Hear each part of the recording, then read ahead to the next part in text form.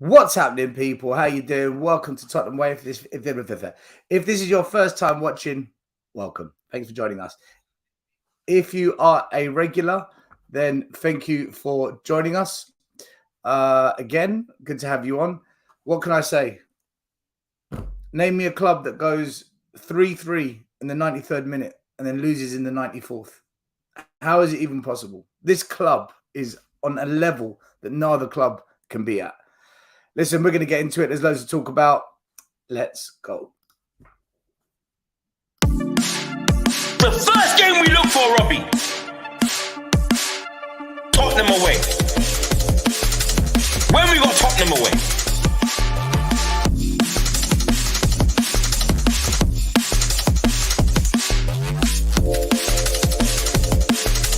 Tottenham away.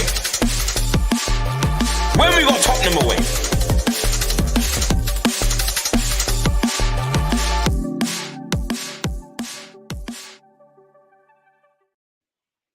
Good evening, everyone. Welcome to Tottenham Away. Great to have you back.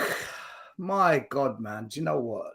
There's a weekend go by when we don't just say to ourselves, that was nice. You know, that was just fun.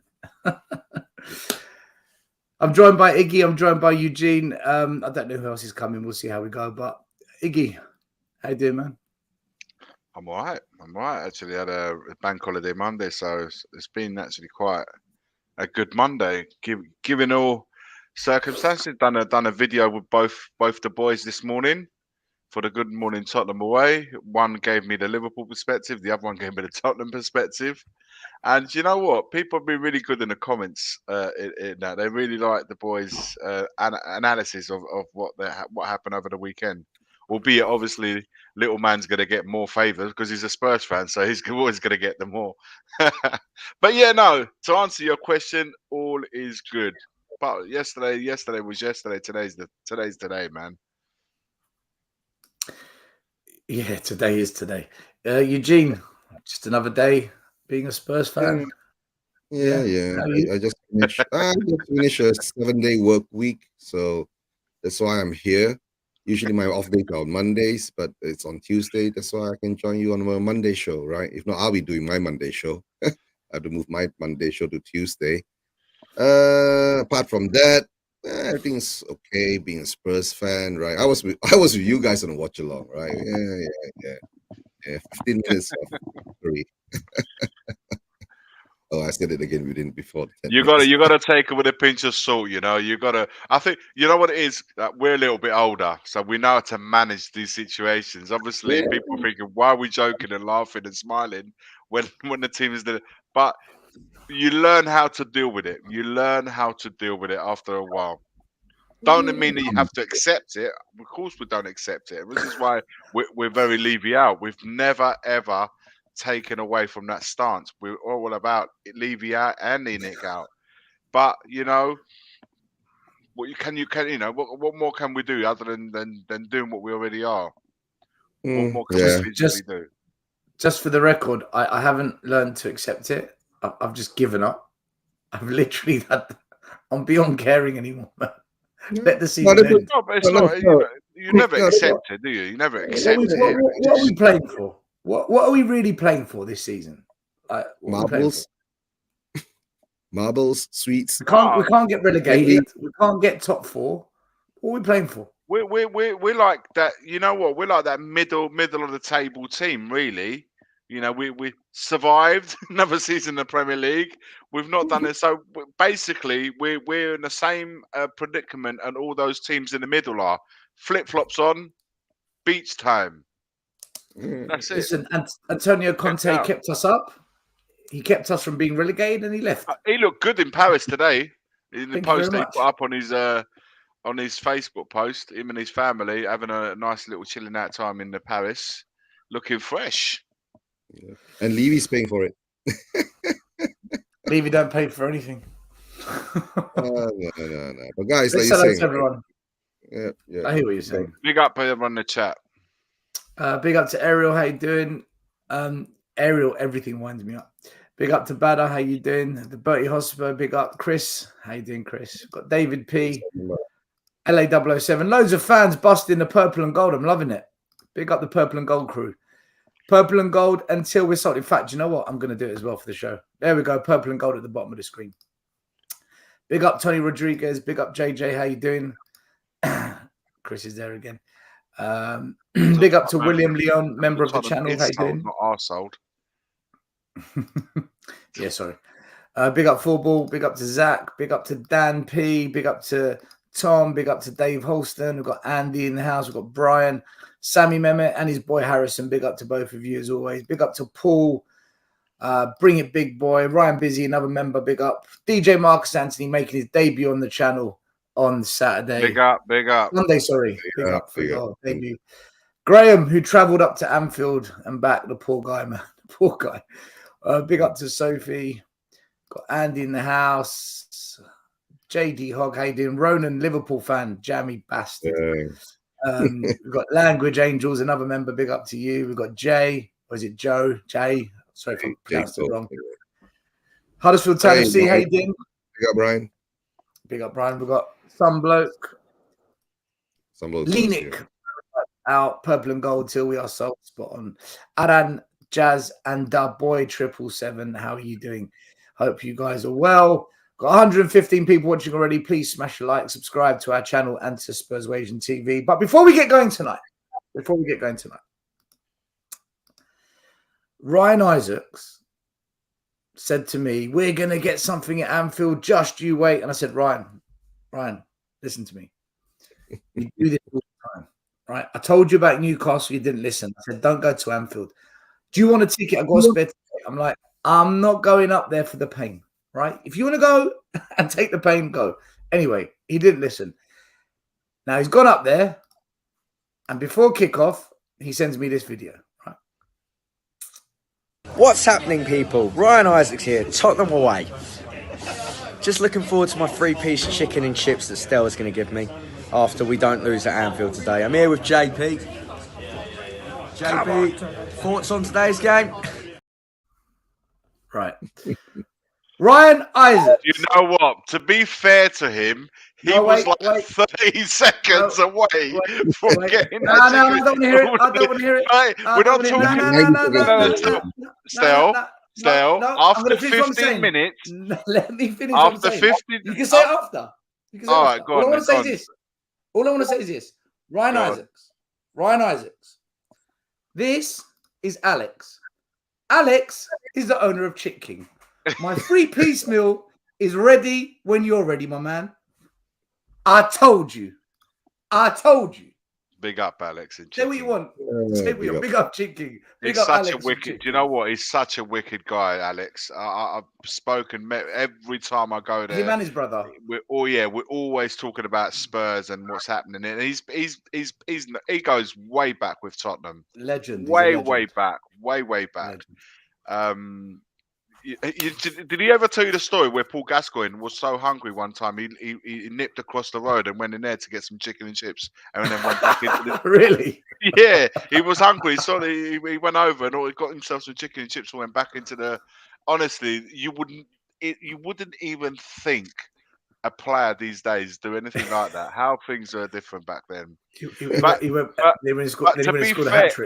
Going back to Ryan, though, to be fair to Ryan, he was like, after 15 minutes, 100% he was in the mud. 3-0 down, he was in the mud.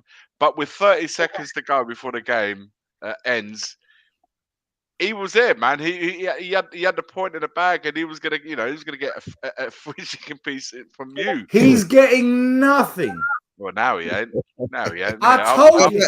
After Johnson. Anyone who thought we were gonna get luck or good fortune or turn up to that game, you're all deluded. You're not watching what is going on here.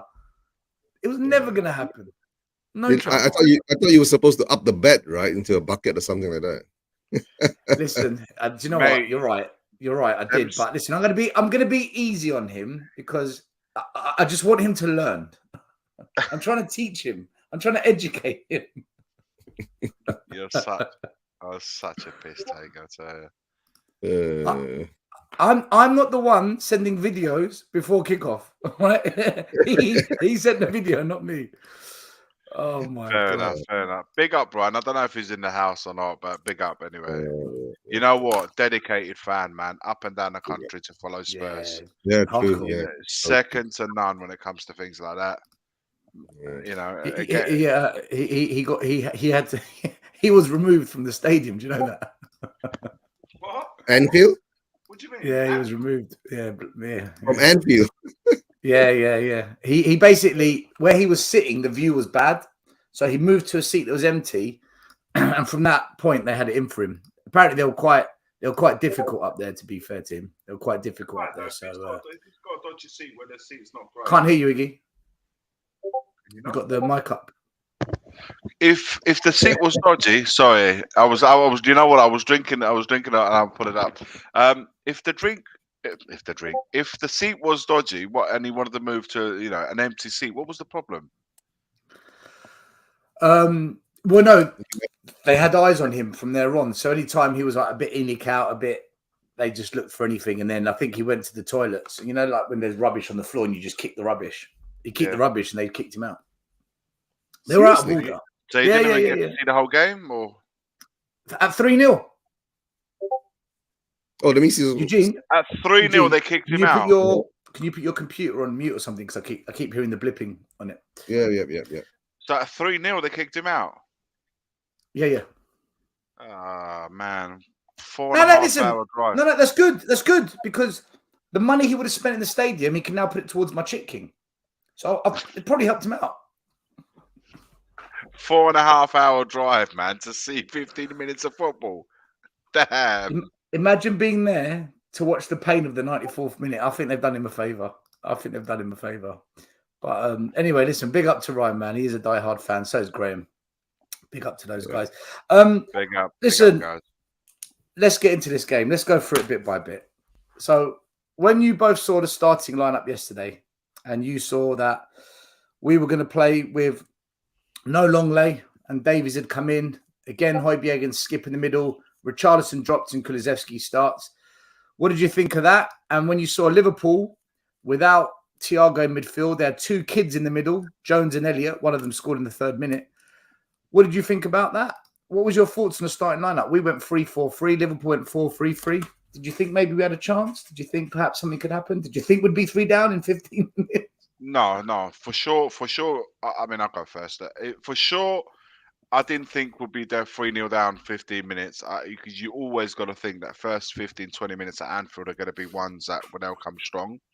My first impressions of the lineup, certainly our lineup, was I was surprised to see Perisic involved from the start. I thought would be a little bit more conservative on that side of the pitch, playing both Davis at left wing back and Longley at left centre back. And I said this on a live watch along. I said it straight away. I was surprised to see that, but I did say it was a very, very bold move from Mason to play attacking wing backs. And I, in the middle of the park, yes, they had 2 young players, but did I feel that our 2 midfielders were going to dominate that? I don't know, man. But I thought you'd like to think that we'll probably get the upper hand at the very least. But I did say in the watch along, right from the off, when I saw their lineups and ours, that I felt the game was going to be won and lost in the wide areas. I said it from the off, and in fact, if you notice the goals that we conceded, even from the straight from the first one, we conceded the wide areas. Polo got caught napping, and the first goal was scored. The second goal was just. Well, let's look at the first goal. Let's look at it. So Trent has got about 6 days to think about what he wants to do. So the ball's there. No one goes out to him. We've got 8 players there. 8 players in that shot. You can see the 2 centre-backs, or the 2 players in the centre-back row in this instant was Porro and Romero. Porro has no idea what's behind him, and Jones is just standing there. And then Trent, no one's shutting him down, goes up to the ball, pings it in. Romero and Porro both looking at the ball. No one's looking behind them. And basically, Curtis Jones just walked in for a tap-in. And before you know it, It's 1-0. Yeah. There it is. Look, and by then, Porro's actually realised what's going on. It's too late. He Again, never looked over his shoulder once. So, He never once looked over his shoulder. Doesn't this look a bit is, weird? Why are there like 6 players on that side and there's only 2 players on this side? It's like lopsided, right? Eugene, you've got 6 players marking 2, and every single player is looking at the ball. Nobody is looking over their shoulder. Look, nobody checks. And Decky is standing at the penalty until box. now. It's too late. Yeah, we don't see any danger. We see the ball. You see the ball going out to Trent, and the first thing you'd expect to at least find one player as soon as that ball gets played to Trent to look to see, the danger's always behind, right? That's what they teach you at football. The danger's always behind, and not once not anybody is caught in that photo looking over, or Decky in that case to give him the information, or Romero to see that ball getting played out to look over to tell Porro, move across. Nobody. There's nothing. There's no proactiveness. There's no talking. It tells me that there's not enough talking within the team because not a single player was able to communicate. No pressing on the ball, like Stel just said. And it's just a calamity of errors. And this is what's costing a lot of the goals, guys. It's purely down to individual mistakes. You can count nearly all the goals we concede are down to individual errors. But that needs to be cut out if we want to move forward. The first goal doesn't even look like individual mistake. It looked like the whole defense was in a mistake. We had 6 guys marking 2 players, 2 guys one-on-one, one guy left behind. Right, there should be actually a flat line across, but they've like all clumped up right in front of Trent, and nobody went down to close Trent down, right? And he had the time just to ping the ball across, and it's like taking 3 people to defend 1 ball, and you leave. I get it. I completely get it. But the thing is, we set up to put every man behind the ball, right? But you can have 25 players behind the ball. The bottom line is, once you get the players behind the ball, you've got to then start applying the pressure. Otherwise, it serves no purpose having men behind the ball just for the sake of it. It really does. It really doesn't. So, have the men behind the ball, but also, once you've done that, what's the plan with it? You've got to then start applying the pressure on the ball, because you might as well stay as you are. If you're not going to just ball watching. No, what's funny is my next question: were they zonal marking or man marking or whatever they were marking? They weren't marking anything. That wasn't zonal or man marking. Yeah, that's what I'm saying. What are they marking? Marking it's just disorganized. It's just. You're right, Eugene. You're right. What are they? It's a great question. I don't know. I've got no idea. The problem is, and a few people mentioned in the comment, there's no one at the back communicating. Like for me. People that say no communication. Yeah. You're all right. The issue is if you look at this, if we look at this goal here, go to the second one. Sorry, no. Was it the second? First one. This is the first one. First. No, this one. This is the one I want to look at. The penalty. If you look at this, for me, the goalkeeper would have seen where Trent is, Jones is, right? I know in the picture we can't see the goalie, but in this image, the goalie would have seen this. Yeah, it's for the goalie. It's for the goalie to shout out free man or back post or someone's got to call him in that. I include him in that.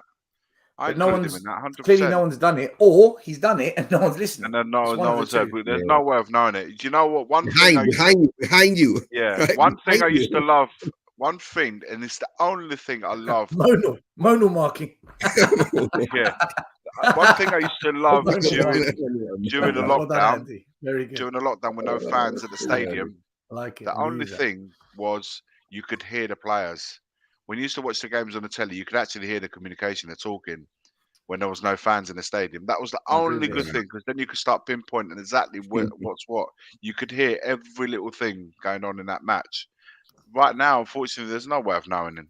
Absolutely no way of knowing if he said it or not. But you think an experienced goalkeeper would have said something. Yeah, listen. At the end of the day, everyone said, "Drop Lloris, bring Fraser Forrester in," and he's come in, and You know, he's let in 4, and he hasn't even been able to communicate to the defenders. No, I'm not blaming him. The whole team I sucks don't at know the how much. moment. I don't know The how whole much he team could have done sucks. of those goals. The I whole don't know team how many sucks. of those goals you can blame him for. I really don't. Well, we didn't learn our lesson, and 3 minutes later, it was 2-0 after 6 minutes. Diaz making his comeback from a long-term injury, and this time we've got 5 against 2. If you include the goalie, it's 6v2, and somehow no one gets touch tight to Diaz, and it's just a simple square ball to Diaz. He wraps his foot around the ball. How the goalie gets beaten near post, I've got no idea. How no one has gone out to the ball and one person to the player that shoots, I don't know. And again, we're ball watching. So I think the biggest pressure is at Tottenham with our defence at the moment. If I was to try and fix one thing first, it would be to put pressure on the ball. Whether it's the cross coming in, whether it's the play as the ball comes in, goes straight out to the player. There's a lack of pressure on the ball. And I think it's just giving players too much time to get the shot away, to get a first touch, to get a cross in, and it's causing us havoc. But 2-0, 6 minutes. How many of you thought it was going to be Newcastle all over again after 6 minutes? Well, it was looking that way, wasn't it? It really was looking that way. It was looking that way, right? But in the day, I went back and have a look, right? We lost 6-1 to Newcastle. There was 7 goals scored. We lost 4-3 to Liverpool. There's 7 goals scored too. So there's something fishy going on there. 7, the magic number, Brian Daigle. 7 is the magic number. So we're going to beat Palace 5-2, yeah? Yep. That's the magic number. Well, look, I mean, it was 2-0. And then literally 7-8 minutes later, my God, man. Again, we've spoken about it a few times on the show, and we're going to speak about it again. Just a freaking crazy moment from Romero. He makes a very rash challenge, goes flying in, brings down Gakpo, penalty, goal, 3-0. Look,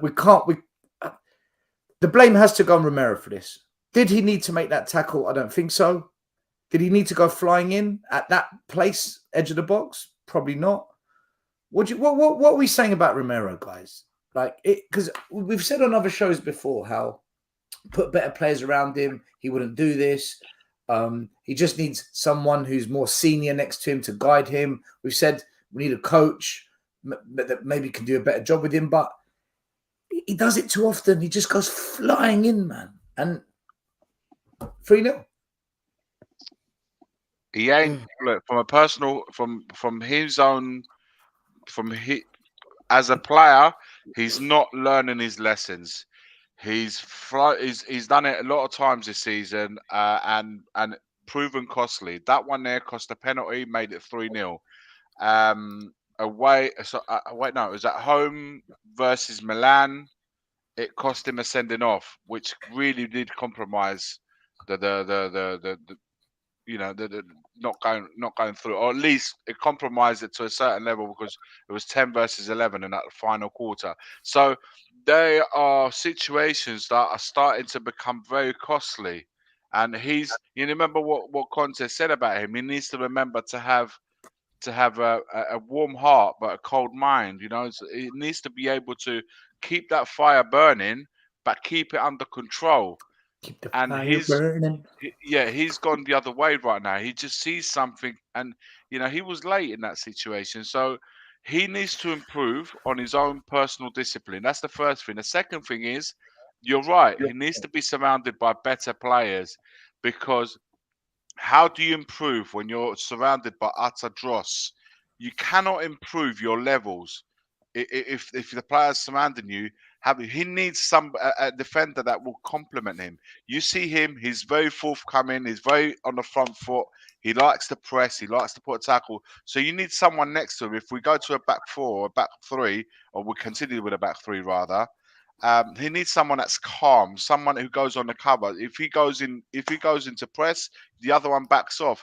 You need players to start complementing everybody. You need to start building partnerships in the team. So he does require that level of player. because look what's happened to Gabriel when Saliba's out. You know, he's in the mud now. So Do you know what? That is true. Since it's Saliba's been out, partnerships, man. Gabriel. It's Yeah. partnership. Still, football is based on partnership. The right winger and the right back and all components. Look at what Son and Kane when We they're haven't together. had a settled back five, back three, back No, four all season, have we? no, We haven't had no. just the same The only consistent. partnership we know that works really, really well is Son and Kane. We know that when those guys Yeah. are together, they look for each other, and you know they can cause havoc anywhere. And Bentancur formed And they a both really good scored at Anfield. yeah, Bentancur formed a really good partnership. First of all, with Højbjerg, and we've lost him as well. What other partnership? Emerson and Emerson and Emerson had no and partnership. Kulusevski. Emerson had no partnership. No, no, Stop there. Stop. You're doing so well. You're doing so well. I was nodding the whole time. I'm I was nodding the saying whole time. Now I'm like, no. this season I've only seen those sort of partnerships available. Now, the Bentancur one is gone. The defense has been a nightmare all The season. the goalie hasn't even managed to The build a goalie partnership situation, we've with the been in the back mud two. as well. So Yeah. where the only real partnerships that we have right now is Kane and Son. Nowhere else. How I see this, right? Actually, when Romero came in, at the time we all bigged him up, right? He was the defender of the year in Serie A when we got him, right? And I guess when he first came, right, he was partnering up with Dyer, right? And when the last lap that we got into the Champions League and all that, that was the up for him, right? Then when the season started, we started to see all these weird things happening with him. I think he feels that Dyer might not be at the standard that he needs to be his partner. That's why you see that. He knows he so that's why you see that weird part of him, right? Getting injury, he not willing to play before the World Cup and all the things that's been going on, right? That's a what? Change in YouTube? I know. Eugene, I keep hearing the beeping. Yeah. Oh, the beeping. All right. I Yeah, thought I switched it off. Yeah. Can you hit bloop, Okay. bloop? Can I ask you two quick questions, guys? Are any of these two true? Romero is losing his magic. Romero wants out. There's probably an element of truth in both those. Maybe. Probably, but guys, if you weren't a Tottenham fan, wouldn't you want out? If you could, would you not want out? And we're talking as fans. If you were a Spurs fan, as a Spurs fan, do you want out? Yeah, this is what I'm saying. If honestly, guys, if you had a choice right now to say, do you know what, I'm going to stop supporting Spurs and change club. Let's be honest here, guys. If we could, we all would. So if we can honestly say that, exactly, yes. We're being honest here, right? If you could, you would. So please now tell me why a player who's not a Tottenham born and bred. He hasn't grown up in London. There's no affiliation, really and truly, because he's South American. Why would he not want out? The only way we're going to get this guy going is if we really start building a strong foundation. Eugene, I keep hearing it. Sorry, it's driving me nuts. I can't hear you now.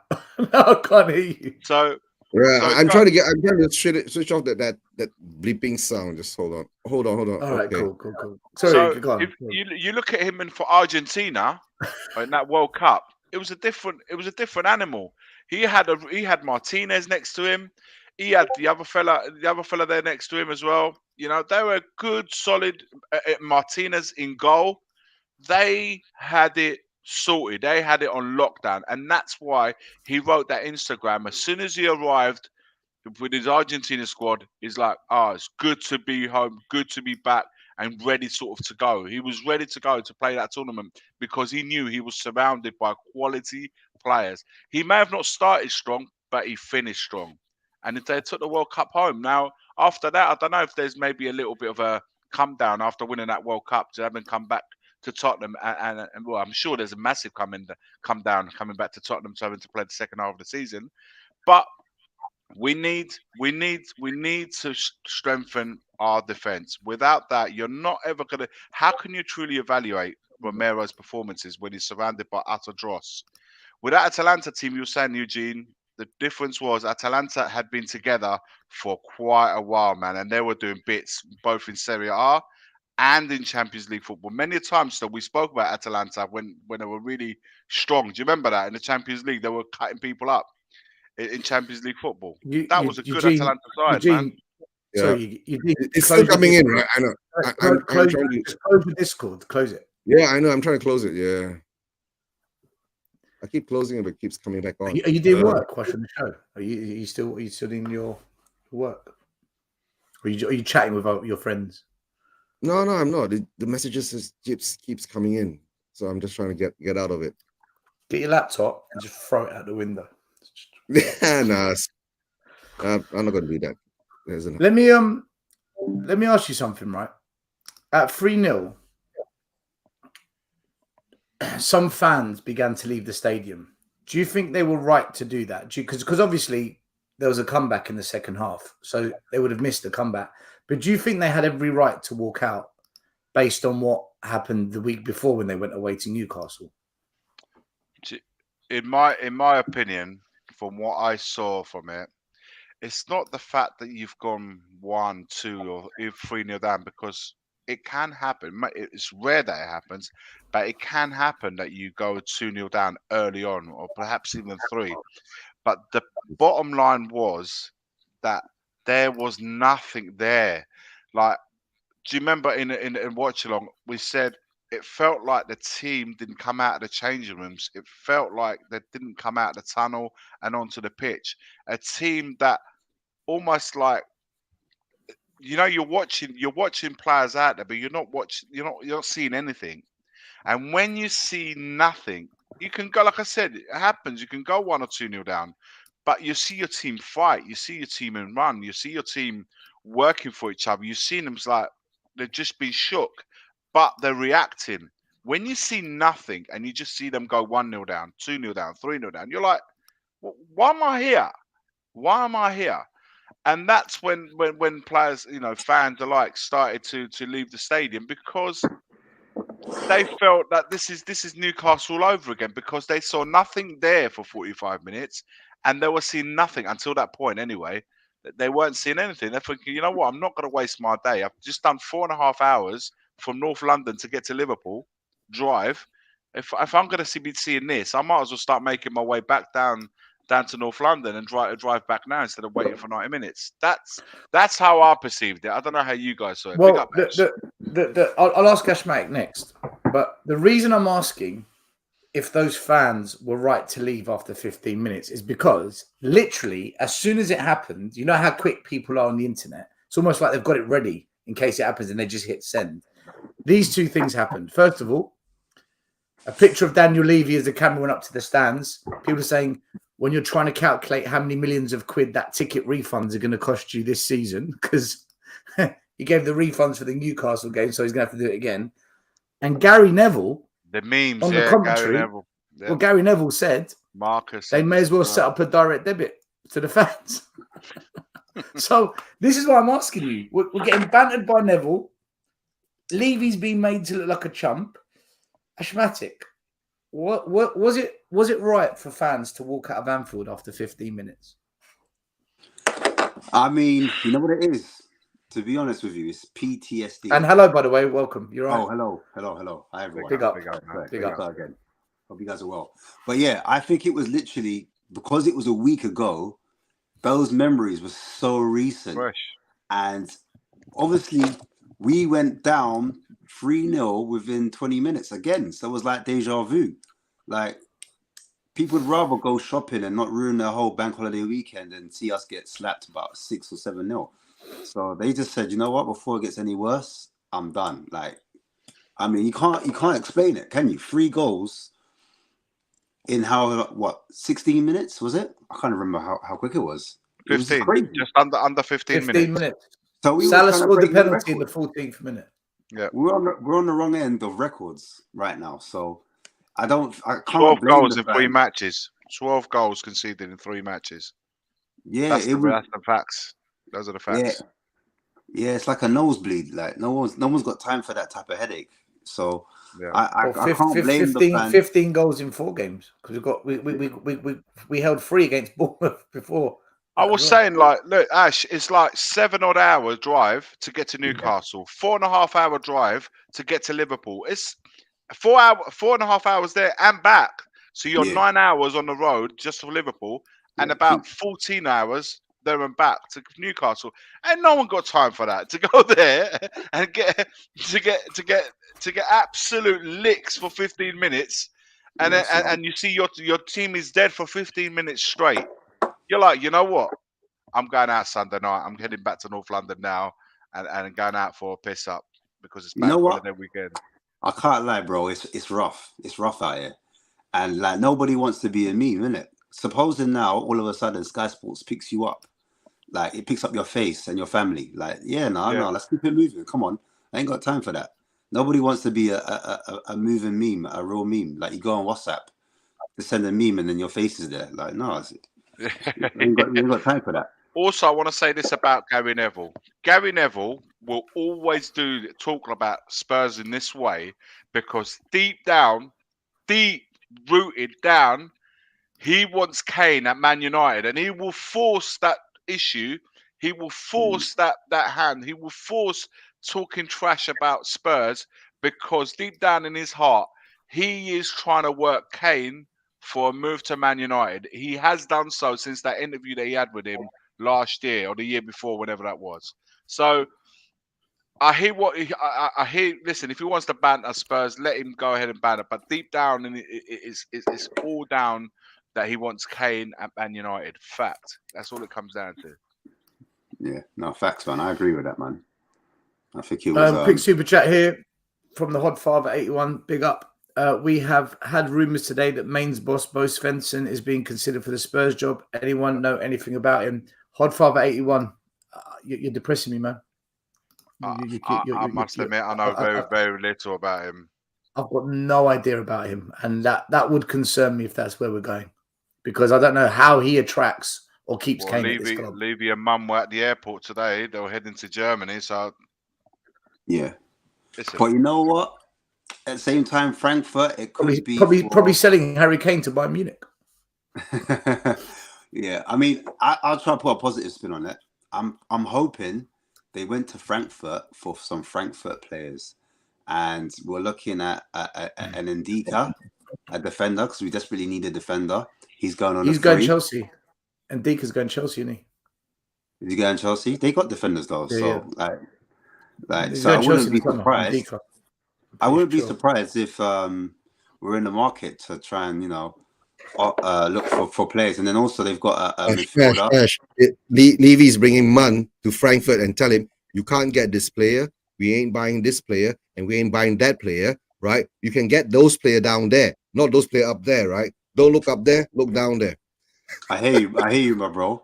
I'm just trying to be positive, innit? I'm trying to be positive. I'm trying desperately. And even Kamada, he's a midfielder. Just in case we don't get what's his face. He's not bad, Commander. He's actually not bad. Yeah, Kamada end of this summer or something, next summer or something like that. So yeah, it's got 1 year left. So this is me trying to be optimistic. But yeah, no, I agree with you, my bro. Like, but when it comes to Levy and them man there, they don't change their spots very often. Or they're going to Frankfurt to look at the Frankfurters for the Fusion Asian restaurant. Listen, they could be looking for the women's manager. They could be looking for the women's manager for all we know. Women's manager, yeah. Sorry, you're right. And Cuckoo, you're right. I stand corrected. It's Cuckoo going to Chelsea. Sorry, my man. Sorry, brother. Yeah. And Ndika's still like he's a top defender. I'm not saying we'll get him, but I'm just saying like that they happen to be in that city, in that club. So we need a centre back desperately.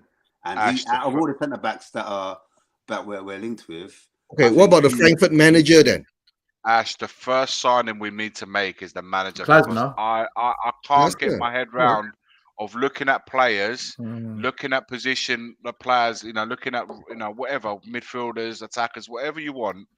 I can't get my head round why we'll be looking at players, certainly looking at players, but signing players without a manager in place. It just doesn't sit right with me. It really doesn't. No, listen, I agree, man. I was trying to be positive because we haven't got a sporting director either. So, mate, I'm waffling right now. I'm waffling. I'm not saying what about you. I'm just saying. Listen, we're talking about signing Longley for 12 million and giving Dyer a new contract. How is that even possible when we don't have a manager in place? How can we say? Because I might like Dyer and Longley, but if you come in as a manager, you might think, why are you signing Dyer and Longley? I don't want these two centre backs. How can that even be possible? Levy is the manager. That's why he's the. Then he should go for the job, man. He should take the job.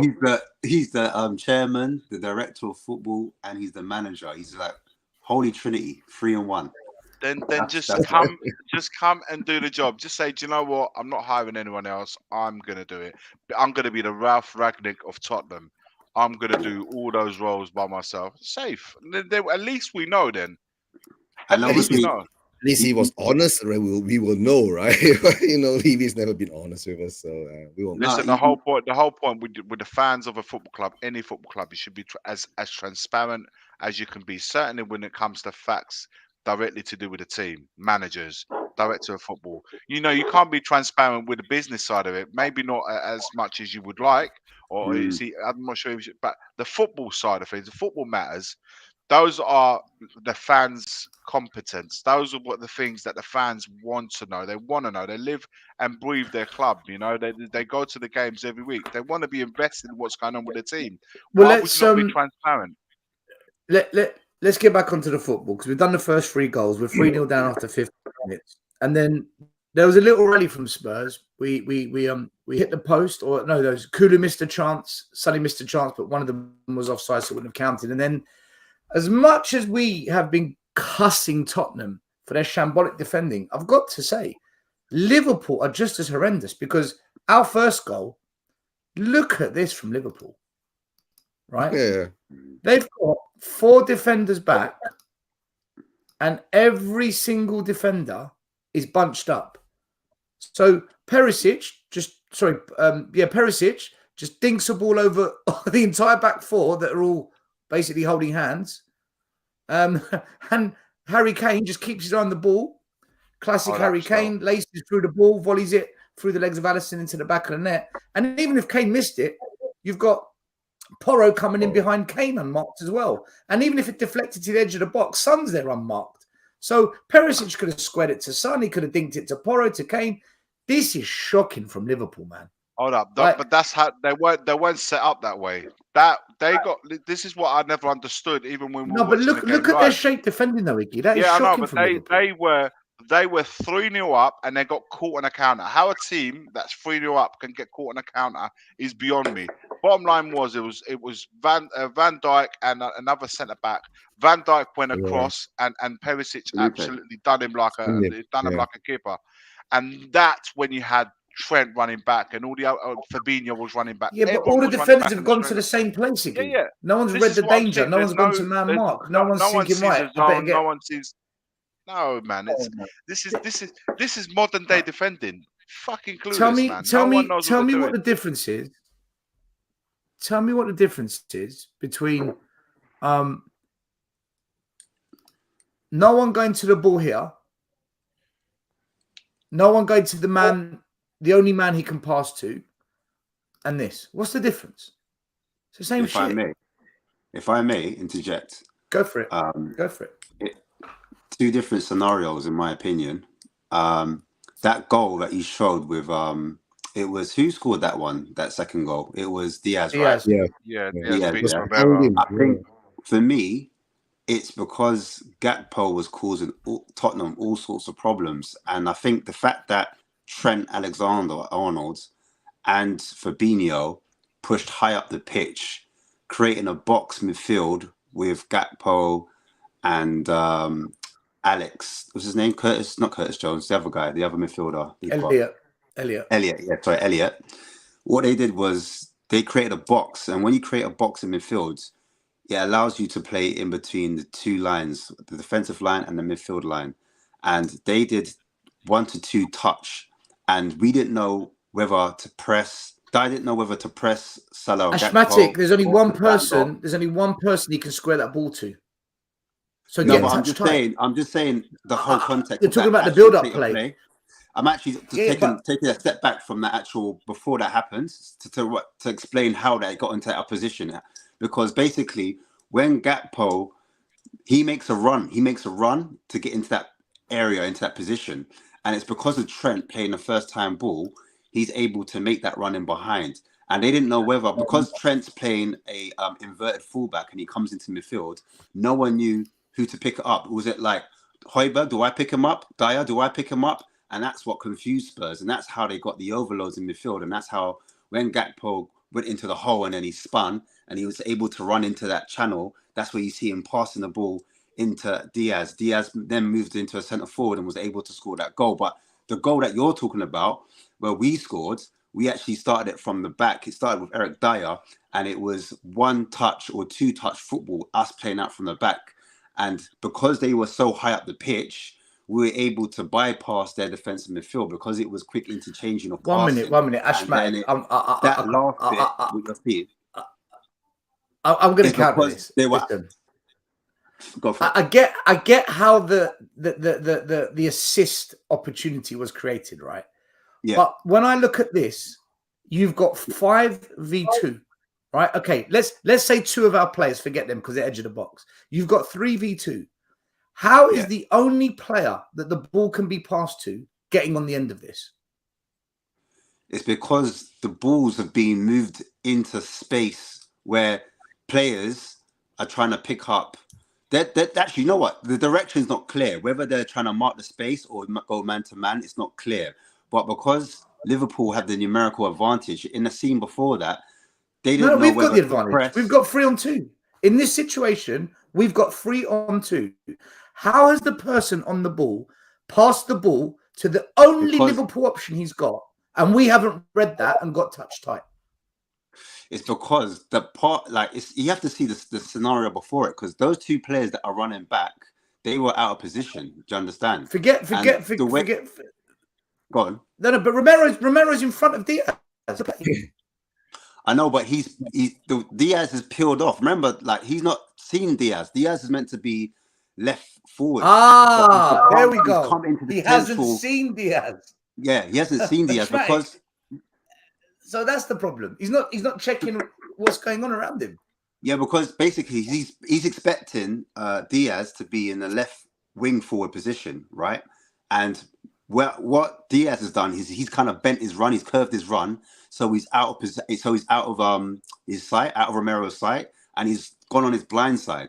And because he's done that little curve run, he's kind of like delayed his run, started it, and then he's able to come into that area where you're expecting Gakpo to be there in that area, and you're expecting Salah to be passing that ball. But because Salah was out wide, he was that player that was able to pass that ball into Gakpo. Gakpo's made that run into that space, and then he's passed, and then Diaz is running on the blind side of Romero, and that's why he hasn't picked him up, and that's why it's ending up in the back of the net. But if you see it in real time, it makes more sense than how I'm talking. In fact, I understand what Ash is saying, but basically it comes down to, right, our defense, right, has got no awareness of what's around them. Yeah, no, 100% facts. Yeah, of course. There's no talking. There's no talking. The first goal was Communication. because no one spoke, and the second one comes down. Right. 50% of the danger is cut out by just simple communication. By communicating and letting your teammate know what's going on. I would have said, you know, if you're behind him, you say Romero, you know, Diaz, or you know, watch him. He's coming on your right side, your left shoulder. Check your left shoulder. You would have said, giving him an information where Romero would have gone bang. He's there.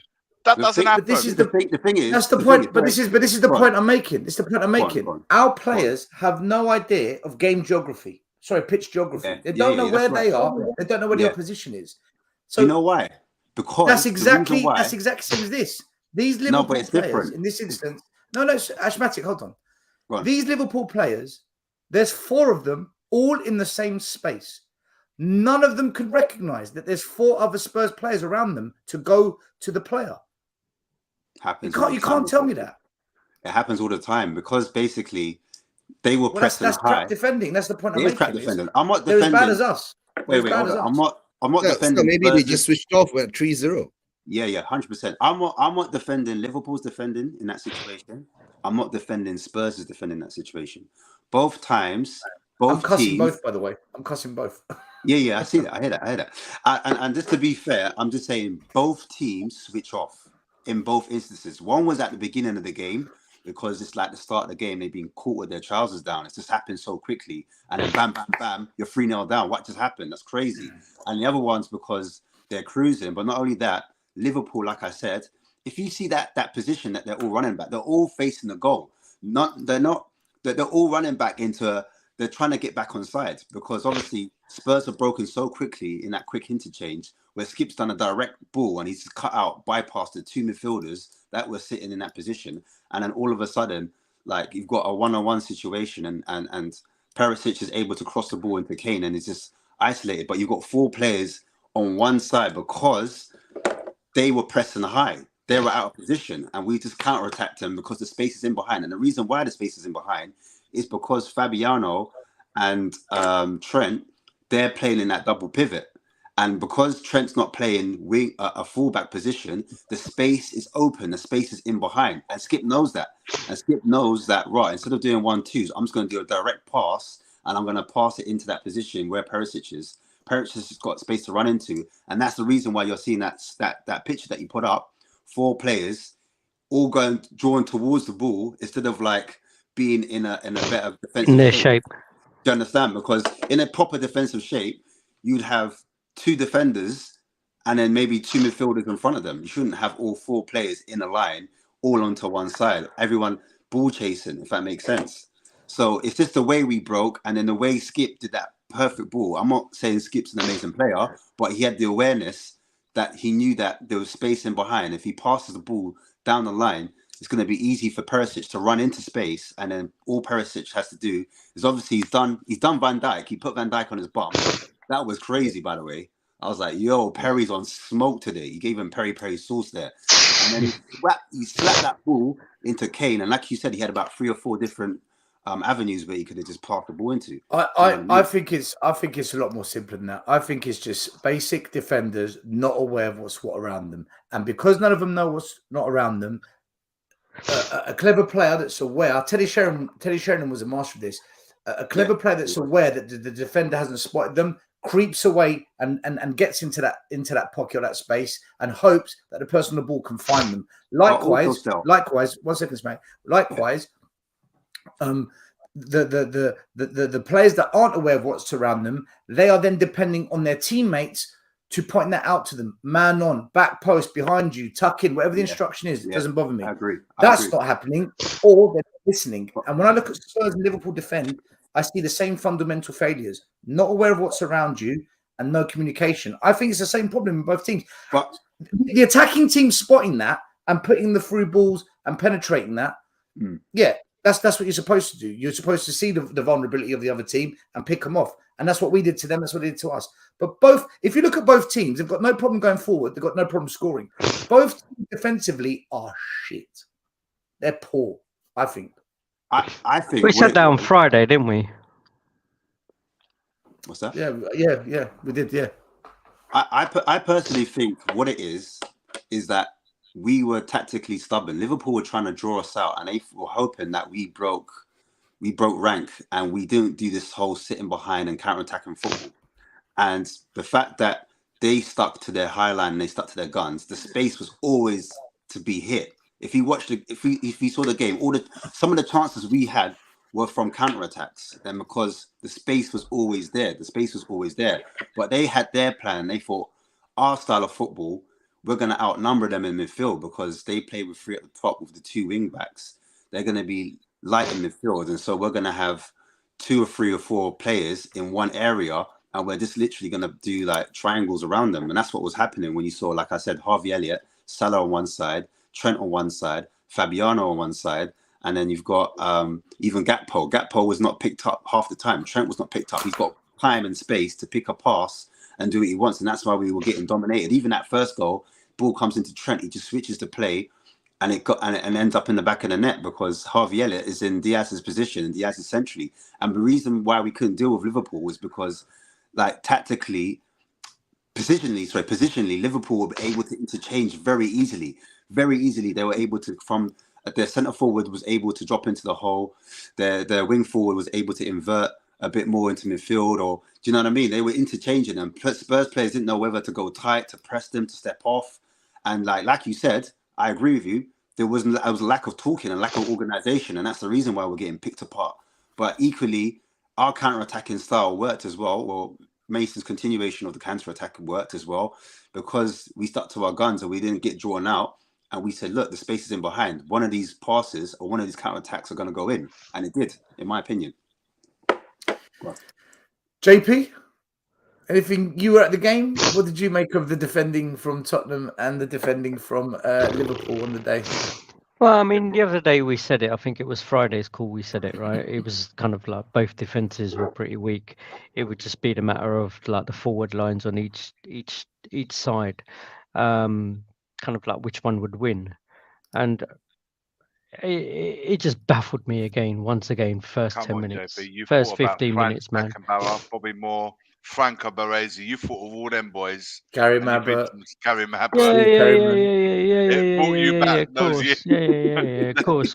Them boys there, right? They must be pulling their hair out watching this defending. It's like 5 minutes again, and like I'm sure I heard them say after Newcastle, "Oh, we got to learn from this, right?"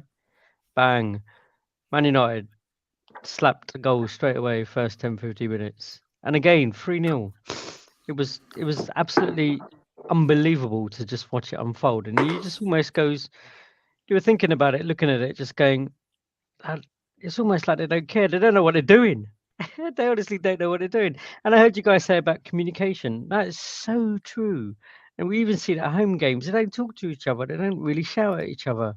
They don't tell them. Pedro Porro, like he just obviously moved inside, totally unaware of someone behind him. But I'm sure Højbjerg was kind of edge of the box or something. Someone's got to give him a shout. All right, he's got to take responsibility and look over his shoulder, but surely someone's got to give him a shout. It's almost like kids football, right? Everyone's just like looking at the ball and running towards the ball. Do you know what I feel is happening with the level of defending, and I truly believe this. Nobody is born a defender anymore. Everybody's made to become a defender. So you have a wing back who perhaps one time was a winger, who's now starting to become a wing back. And if he has maybe some level of defending in him, perhaps he'll become a right back or a left back. All right. But it's always very forward thinking because they have that natural winger instance in them, and which is what we want our fullbacks to become. The centre back's almost like a failed midfielder. Somebody who didn't quite, or maybe perhaps they were overloaded in midfield and they saw something in him and they say, you know what, let's play you at the back because we can start playmaking from the back. But an actual centre back, honestly, a proper centre back that lives and breathes defending, marking, takes pride in defending. Mate, that is a breed that I don't see anymore. But there's very few defenders. Perhaps Vidic, not this geezer. Forget that. Vidic, maybe even John Terry himself, or Ledley King, like proper defenders. I don't see them about anymore. That's interesting. But I mean, still. You obviously have teams, right? Like youngsters. What are young defenders like? Obviously right now, everyone's probably in the mindset of I want to go and score a goal. I want to be the headline. I want to be the Ronaldo. I want to be the Messi kind of thing. Like all the kids probably come up with that in their minds, right? Do you know what? Forget what I do. Let me tell you what Spurs do. So from the age of 8 to 11, because they're the pros, right? From 8 to 11, they just work on ball mastery, ball manipulation, agility, balance, coordination. And they just load up the kids with as many tricks and flicks and tools as possible, because that's the hardest thing to teach a player, to be able to take on a player, irrespective of size, shape, or whatever. Right. Yeah. They just drum them with every skill, trick, flick in the book. They do a bit of passing, but not too much. It's more about being able to take on a player, because if you can master that at a young age, that's the hardest thing. Teaching someone to pass a ball is easy. You know, you do it enough times, you can learn to do that. It's like teaching someone, a martial artist, to throw a punch isn't hard. Teach them to do a jumping roundhouse kick is right. So they do the hard stuff first. And when they get from 12 to 14, they begin to learn to play in 3 positions. Okay. By the time they get to 14 to 15, those 2 years, they go down to 2 positions. So now they've learned to play multiple positions. It's not until they get to 16 they become a master of one. Eugene, is that you pinging, or is that Ashmatic or Ashmatic? Me? No, not me. It's that girl he met from going out for bank holiday partying. Because he was talking about it on Friday. I got my phone on Do Not Disturb. I promise. Does she know that? And yeah, so at 16 they become a master of one position, and that's basically partly down to the club telling the player, look, this is what we think you're going to excel at, and it's partly down to the player wanting to do that position as well. So you're not going to have a professional come through the Spurs ranks unless they've agreed to want to do that position. Now, with what I do, it's a bit difficult. It tends to be players that might not want to do it. It's a bit different. But there's a big difference between what I do and pro level. My job is more to try and get players into the pro level, ideally, in an ideal scenario. Whether we're successful at it or not is 2 different things. It depends what kind of players that come to you as well and what age they come to you, because the standards are high now. To get into academies now in this country, it's the toughest it's ever been. The levels have changed over the last 10 years massively. So No, I get that, but I mean, currently, I mean, obviously, you've got like there are loads of age groups and loads of teams, right? Do you almost pick most players that play in defence want to be there.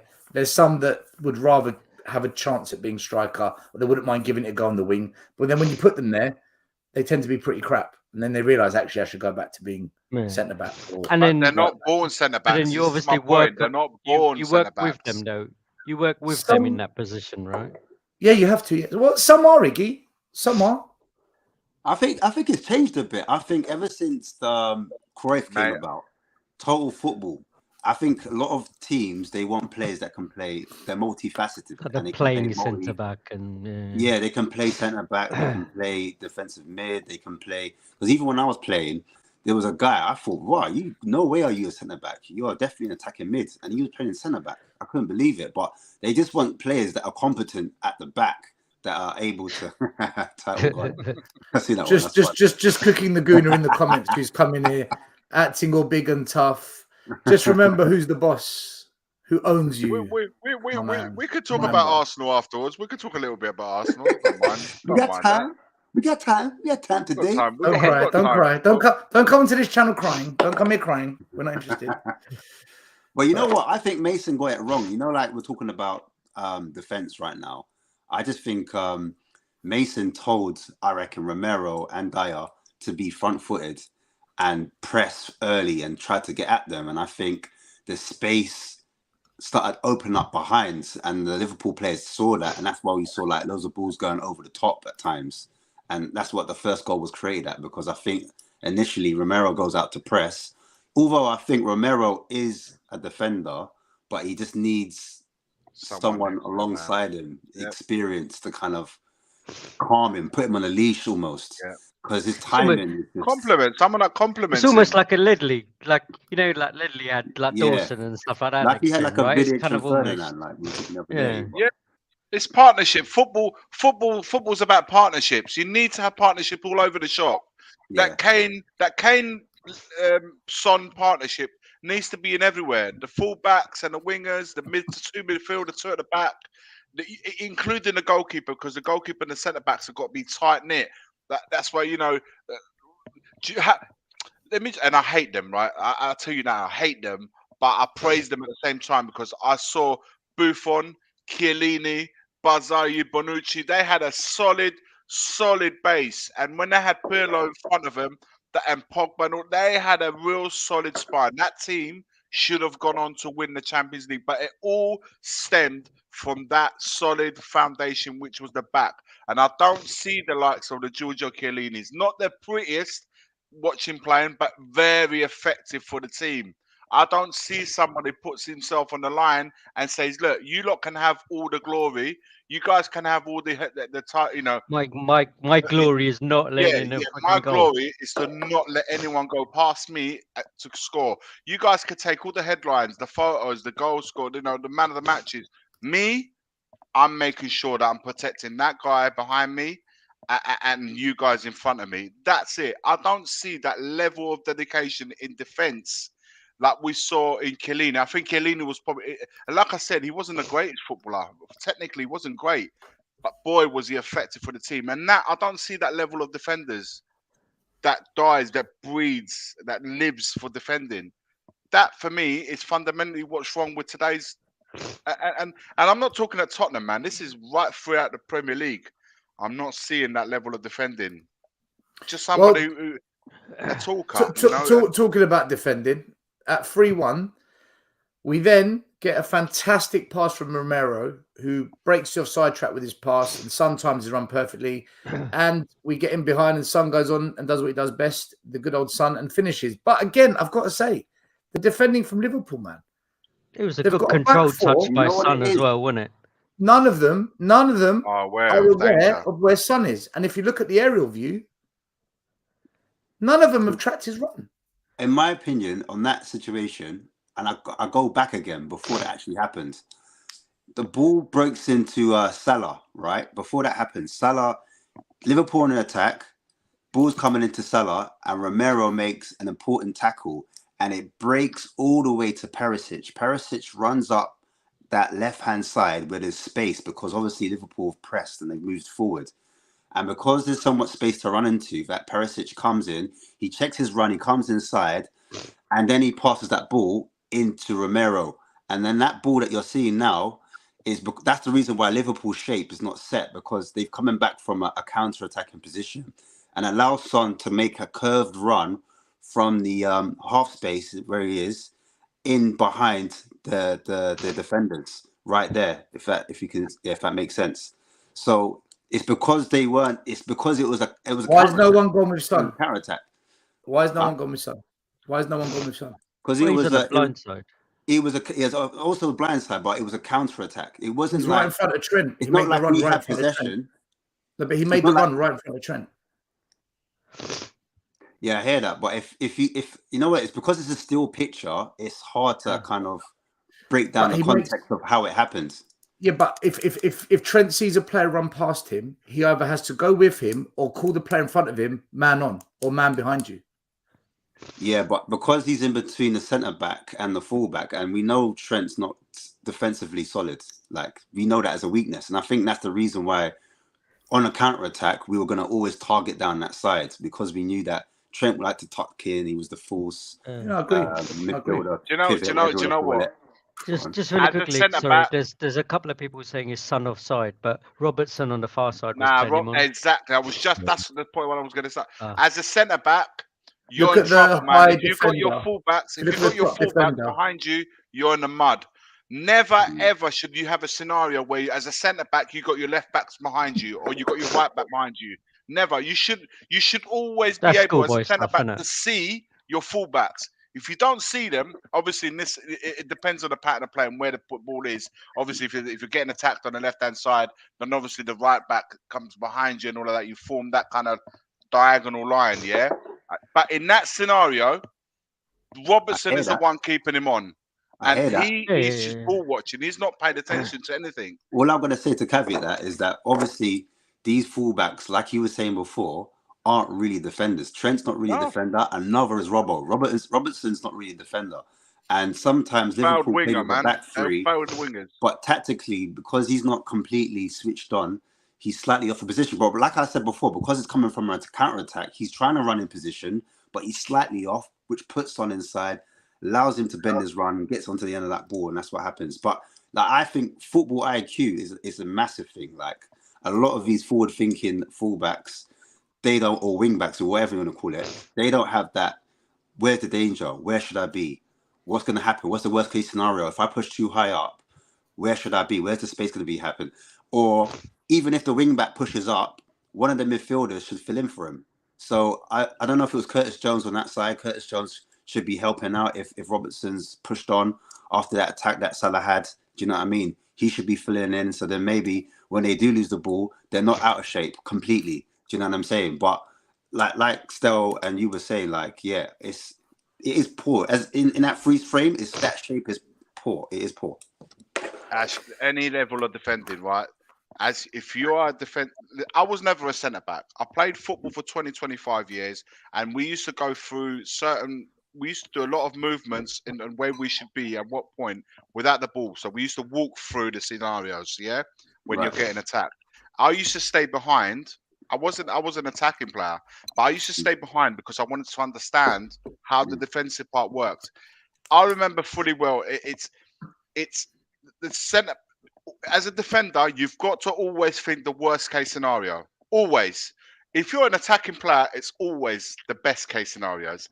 I'm going to go here because if I move into this position, I'll get into this area. If I get the area the ball comes in, I'm going to score. That's how you think. Always the best case scenario. If the defender misses it, as a defender, you've got to think, what is the worst case scenario? If we lose this ball in this scenario, am I set up right? Have I got my right back close to me, my left back close to me?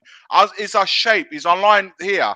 If I'm looking over and I'm seeing a centre back and I see a fucking left back or right back behind me, I'm going to fucking crucify him. I know it can't always. Sometimes you're right. You could be in transition, you lose the ball, and it completely turns around, and all of a sudden now you're on the back foot. I get that. But to not have the awareness of the player, this is the thing. Sometimes your shape might go, but you got to go with the player. If he's made the run, you got to go with him. By that point, if you haven't got your shape there, the offside can go and fuck itself. You've got to track your man and make sure that if he gets the ball, you're there. So the worst case scenarios has to always be in the back of the mind of a defensive-minded player. 100%. Too often, what players do, man, they're just ball watching. They're ball watching. 100%. Robertson was ball watching. Reacting, aren't they? Yeah. Or when you definitely. the ball, the defensive line, the back four, they tighten up. They say, you know what, we're going to squeeze. They have to go wide or they have to go outside. They can't go through straight in the middle. Romero there played one ball in, and he's put Son straight through the middle of the traffic. He's put it straight through. Cut everyone open, haven't they? But for me, that's the criticism of Klopp, because Klopp likes to play the high lines, heavy metal, high pressing, Jurgen style football. So that can Liverpool happen. have been anything but that this season. Anything but that. This season, yeah. I know. But in this game here, when they really were going for because they're really going for the win. For them, they needed to win that game. That was like a massive game. And because the way they started the game, they were 3 goals up. And then 1 goal went back in, it's 3-1. They're like, well, we can't let Spurs back in this game. And then obviously, as I said, it was a counter-attack. And that's the reason why. Ash, they got caught on a counter of 3-0 up. That's fucking suicide, man. You do not get caught on a suicide. You do not get caught on a counter in the first half, 3-0 up. You should be right. You should be toasting it. First goal wasn't it. a counter. First goal was quick interchanging of passing. It was quick. But that was a ball by Skippy. Everyone was out of shape. Everyone was out of their own where they should have been. Yeah. It was literally Van Dijk had to go across, something that he hates doing. He hates going across because he knows there's a chance he could be skinned. And he got done dirty by Perisic on that side. He never ever wanted to do that. Bro, that was funny. The way he went like a limbo content. The way he was if you look at Van Dijk, he doesn't like. He doesn't like. Van Dijk does not like situation where he can get exposed on a one-on-ones. He always wants people close to him. He doesn't want to be out there. Ever since his hamstring's gone, he's just not been the same. Like that, he's missing it. I think since that Pickford injury that Pickford smashed him on that, and I don't think he's come back right anymore. No, but Lee, man, big up. Sorry, man, you've been sitting there quietly. Sorry. Man, you're right. Yeah, good. Let's get the elephant out of the room straight away. Right? Yes. This is exactly what you think it is. And yes, I'm the only man in the UK that's managed to get sunburnt on his face in overcast weather. So, no, it's not my camera. Yes, I got completely sunburnt. But the mahogany background, I thought I didn't notice either. I didn't notice. Done, mate, honestly. That's what happens when you don't take a hat. Stel, just going back to one of your comments earlier, just jot this in before I let you guys go on. Have you heard of the ESF youth tournament? Or youth weekends that they do in association. Right. So that's where me and the boys have been this weekend at one of those tournaments. And funnily, you talking about the academy, because first time we've ever been there. We've never taken a team. Our team's the second string to the main team at the under-8s level in our club anyway. So when we got there, we started watching the matches, and you could see some of these guys are just out of this world. At the age of 7, some of them, look like they've been playing football for 20 years. But do you know what's funny? Is that speaking with all of the managers, and a lot of it's from, they had the London Soccer School Academy there, etc., etc. Lots and lots of players there from Chelsea Academy, Arsenal Academy. Not one single player, Tottenham Academy. Nothing. Really? All weekend. These are from ages from under 7s up to, where we were, the venue was up to under 11, and another venue was under 14s and everything. But not any word of any academy players or any kids on the books of Tottenham. Every other London club, they're under contract, Lee. They might not be allowed. And that's what surprised me. And it wondered where, we were saying that the academy is in a bit of disarray. They've not got any leadership and all this kind of stuff. And it just made me think, well, what's going on? You don't see anything like that. The academy's a mess at the moment. Yeah, it's a mess. It was absolutely nuts. Absolute mess. Nuts. But the club's a mess, though. Well, we know that, yeah. Mm-hmm. Yeah. 100%. Lee, let me come to you first on this, right? So before the equalising goal, some major incidents happened. Now, I'm going to be real. I think Skip should have got sent off. And I think Jota should have got sent off, even though Skip was on the pitch, right? Let's discuss it. So, first of all, Skip. Let me get rid of the banner so then we can see it better. Skip. If you look at it like that, though, sorry. 1 minute, Iggy. 1 minute. He goes straight in. 1 minute, man. Yeah, wait. Straight in like Skip did. I'm going straight in like Skip did, mate. 1 minute. Iggy, hold tight. Right? If you look at it from this angle, it's dubious. But if you look at it from this one, mate, he's gone right through his ankle. That's a red card to me. Now you can talk about it, all right? Now you can talk about it. You're showing a still of his foot on his ankle, but just before the ball was in play, he's gone for the ball. But also, can I ask you something? How do you stretch to get the ball? Let's imagine this is the sole of my foot. How do you stretch to get the ball, get it, and then the momentum carries you over and gets the guy's foot? It happens. You can't go with your foot pointing. So you can't. How do you put a tackle in nowadays? You can't go with. Were you supposed to tackle with the laces? I don't understand. If you're stretching, you can't. So here, no, but it looks like a stamp, right? He looks like a stamp, right? But here, look at the body shape of Skip, right? Mate, he's put his foot through his ankle. I don't think he meant it on purpose, but he put his foot through his ankle, stud showing. That's a red card. Discuss it. Discuss it. I've made up my mind. I've seen it. It's a shame. It really is a shame that we cannot post a 3-4 second video of we actually see it, because you see the ball. I agree. I wish we could. I agree. Yeah, because there's people watching. You never know what can happen if you post a 3-second video of a. But that's another subject. Let me give you my interpretation, right? Because because I've been away, I didn't get to watch the match. We were playing matches all day, so I didn't get to watch the match, and I've only seen the highlights. And funnily enough, that was not included in the highlights that I've seen. If you look at it from the first picture that Stel put up, you would say, okay, he's gone for the ball. He's not looking at the guy's ankle. He's looking at him. So you could say that his foot, he doesn't know where his foot is. If you look at the second still, it looks like he's actually looking down at him. So I can see both sides of it, but we have to take into consideration that VAR's taken a look at it, right? Mm. You're on mute, Iggy. You're on mute, mate. Right, the ball was in place, connected to the ball, and in that momentum as he touches the ball, then he goes onto the ankle. That's why we get to see the steal is the foot on the ankle. Absolutely, I'm not saying that he hasn't got him. He's completely and utterly got him. Man. Did he get the ball first? He got, in my opinion, he's gone. You can see that the contact is with the ball, and then as the ball goes away, He never got the ball. He got the Well, that's ball. the thing, though. If he For got me, the he ball, got the ball. I don't know what game you was watching. He For never me, he got the ball. That's why the referee booked him. He never got the ball. He got the ball. So why didn't the He referee did, send him he off? did. Why didn't the VAR call him back and say, look, The ref, same we got that reason wrong? he booked Jota and he didn't send him off. How can you See, book now, I Jota and thought- not give him a red You card? see, I was the gonna thing, say. this is Oh, when you my know it's not a God. red card. He's Because we're balancing it debating out. He's We're clearly debating balancing it. out. We're debating it. And we are Actually, can debating Skip it. And get we booked? cannot Let me double come check that to a before I start foregone saying things conclusion like that that's a that. red Right. card. Skip For got booked. Jota's one, He got booked, there's didn't he? not I'm a sure he got single booked. person that didn't say it was a red card. Not one. Not one. If There's no so- debate on that one. Because Here the debate because is- everyone we speak to is a Spurs fan, Iggy. We had Spurs Oh, fans come on on, the show. come on. I spoke to my We son and did. he said it was a red card. My son said it was a Yeah, red card. So was ask your son if Ruben Diaz Yeah, was a red card. of course he Skip was on going to him. say that. Of course, you know what he said? That's a red card, but he shouldn't have even been there to get that on his head because he should have been gone before. That's I what agree his with your answer son. is. I agree with your son. You Yeah, raised him well. I heard that. You raised him well. I heard that this morning. He's lucky that he lives there Good wearing video. that shirt.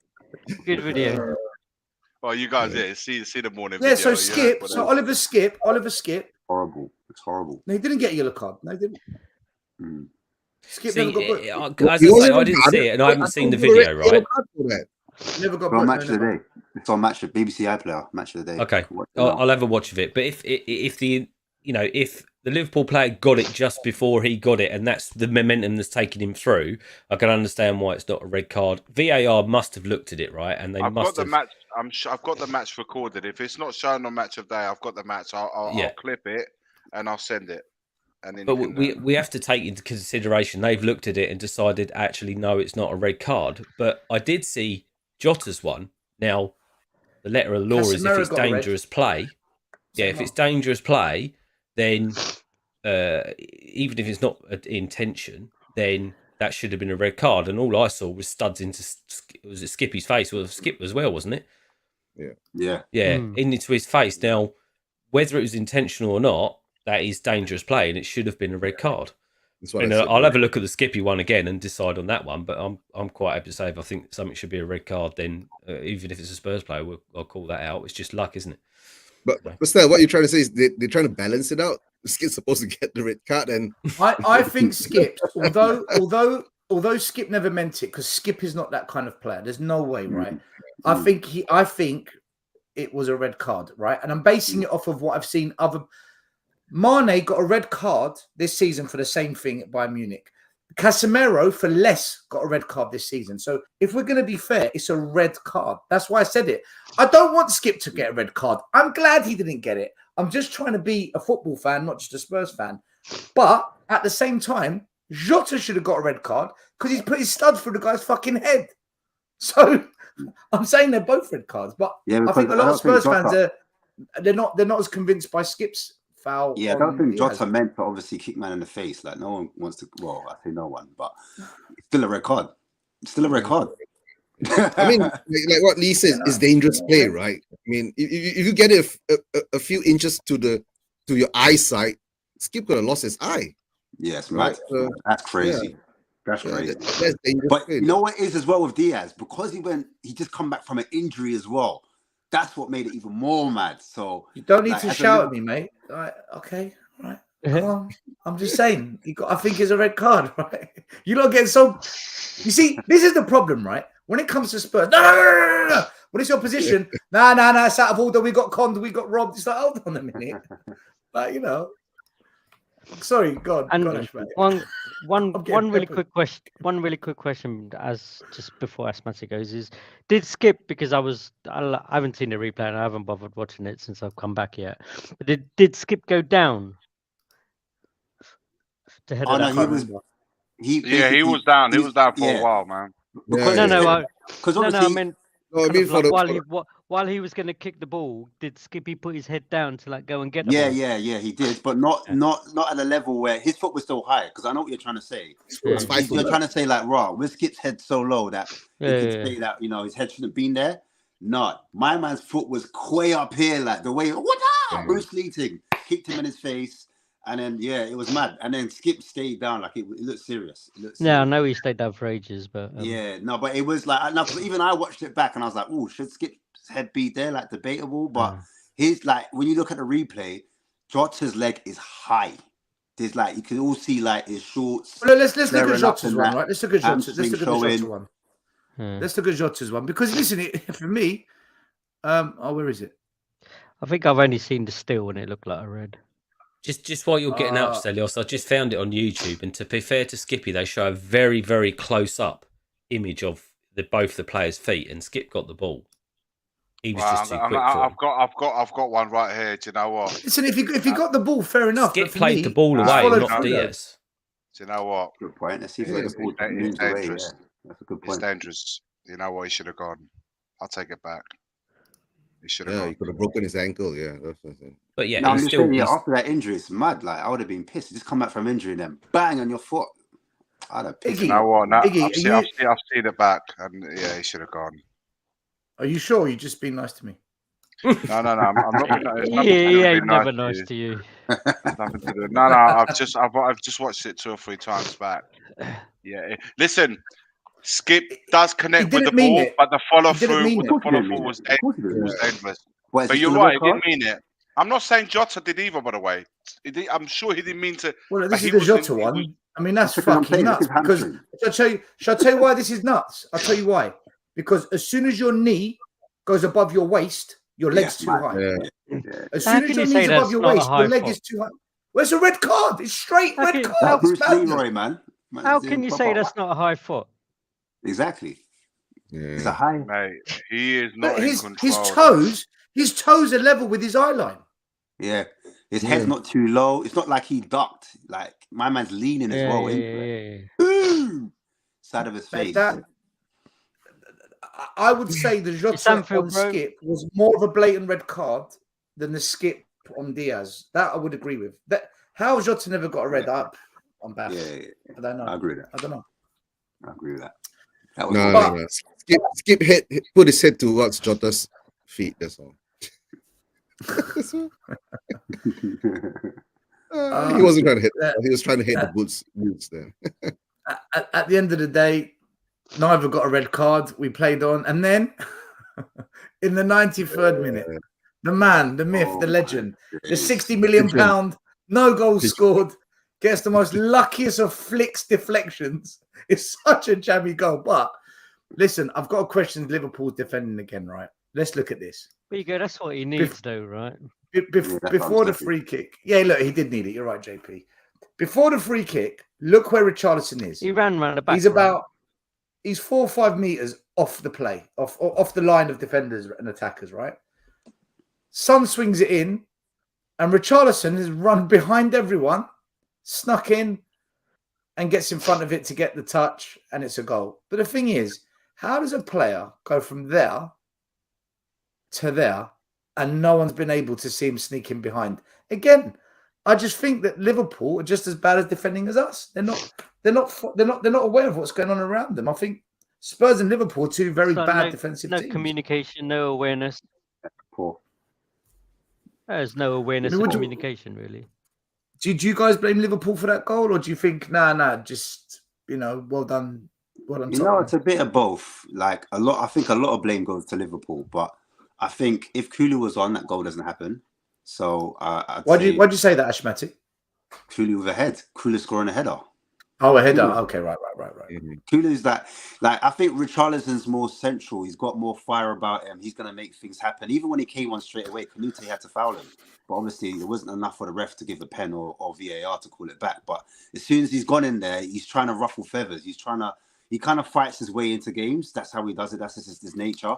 But he's getting in. He's asking questions by being in that position, by being aggressive, by being assertive. I'm not saying he's a great footballer, by the way, but I'm just saying his characteristics allow him to kind of score that goal. His characteristics allow him because at the same time, he's stuck his head in there. His head could have got written off. Certain players ain't sticking their head in that situation because look what just happened to Skip with that high boot. Like if you see the actual goal itself, like I think one of the players, they tried to go with it with their feet, but he's so determined to get in that position. He's so determined. Sometimes an attacker, he could defend all you want, but sometimes when the attacker's got that much of a run on you, do you know what I'm saying? He's just so aggressive. But I'm not excusing Liverpool's defending because I do think it is poor. No, but Ash, the Liverpool defense, I think they fell asleep again this time. Richarlison just ran back. Don't forget, Richarlison didn't hit the ball into the goal. He hit the ball onto the ground and he went. Right. You're right. But you know what? Sometimes you do need a little bit of good. You do need a little bit of good fortune because that good fortune deserted him against Nottingham Forest game where he was like marginal offside and he put that one top offside in goal and stuff like that. And it was literally like marginal. So sometimes, you know what? You do need a little bit of luck. But then again, that luck went pretty quick. I'll give him credit. I'll give him a little bit more credit because what he does before that happens, before he connects with the ball, he runs one direction and then he darts off in another direction and then curves his run around. So it's not like he just ran into the box like aimlessly. He had a bit of striker movement about him. So he kind of like went to one direction, then pulled away, and that's how you kind of pull away from the defenders. A dummy run. And that's how you get the opportunity. So yeah. It's like a dummy run, wasn't it? Like a dummy run, yeah. But that's what strikers are told to do. To pull away from your marker, you go in one direction and then you pull away, or you run in behind one direction and that's what good football players do. So I feel like he's done that and he's got himself a goal. But yeah, you do need a little bit of luck. But it's embarrassing. He's taking his stuff off. Oh my God. He's done the pigeon. That's probably he's done the most. No, do you know what kills me here? Look at the players. Look what players are in this picture. Look at Dyer. Dyer and Mora. Could you think of 3 players we couldn't get out of the club quick enough? I mean, what? Yeah. Dyer, Mora passes the ball back to who to score. Well, we're gonna get onto that because at 3-3. No, before you do, I think Eugene, you're gonna shoot off because it's like 4 a.m. where you're on. 5 a.m. here, right? Yeah, 5 a.m. Man, it's 4. I don't know. 4. What time is it? 4 a.m. Yeah. Thanks for having me on, guys. Right. Big up you, man. Big up, man. I rate that. Okay. Have a great stream. Take care. Good night. Subscribe, follow Spurs Asian TV on YouTube. Make sure you follow Eugene, our Asian representative covering the Far East for all the Spurs Massive. Yeah. Take care. All right, take care, buddy. Eugene is Levy out. Of course. And as always, leave me out. Leave out. They are. All the way from Malaysia, boy. 4 a.m. over there. He was lagging. I could see him, and it's like let him go. Oh, bless him, man. No, I respect that, man. No, I rate that still. I rate that. Oh, Eugene's a soldier. So it's the 93rd minute. The most unbelievable comeback ever at Anfield, maybe. We've only gone and done it. Everyone's praising Mason. Everyone's saying the players have still got fight. The away end's gone crazy. The Sky Sports commentators can't believe it. We're doing a watch-along going nuts. We're like, oh, my God, how? And then the most Spursy of motherfucking things happens. And listen, I mean... you know what, Stel? We should give you the clip. I should give you the clip of that the watch-along that we did. My God, 30 seconds and it lasted. Go on, carry on, man. Yeah, and I mean, basically, look. Let me find it. The ball gets played tomorrow, right? And the reason what I'm trying to show here is, if you look at our back line, maybe even our goalie a little bit, and you look at all the Liverpool players, they're all facing one direction, and that is towards our goal. The ball comes to Mora. The one thing you don't do is play it the way they're all facing, because that's where the danger is. Kick it back where it's come from. Kick it out. Play it into the middle even.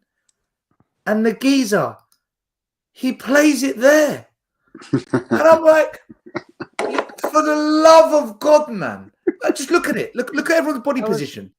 Lucas Moura is the only one. Yeah, but look, he's the only one whose body position is different to everyone else on the pitch in this moment. And he plays it there.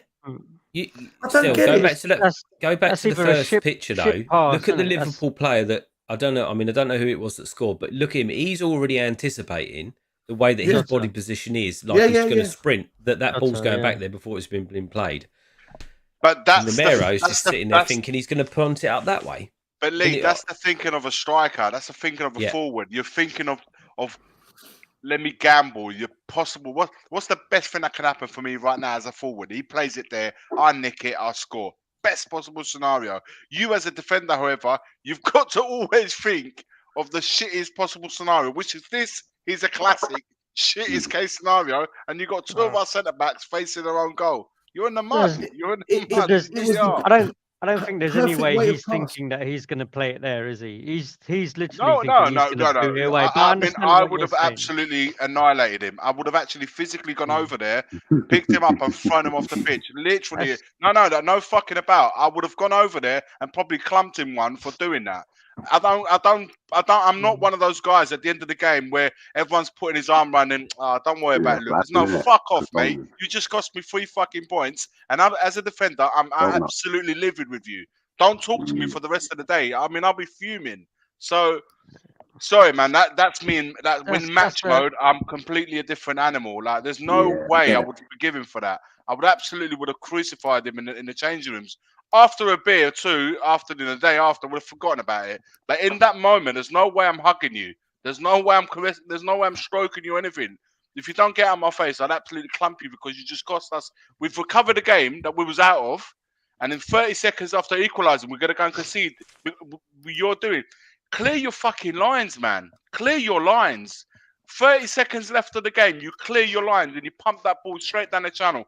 You do not play a blind pass. A blind pass, which is what he did towards our goal. You surprised me. Perfect pass. It fell right into his stride. It was like the perfect weight ball as well. I'm like, how? But the thing is, with that pass, he's a forward, man. That pass, he has surprised everyone. He surprised me as a centre back.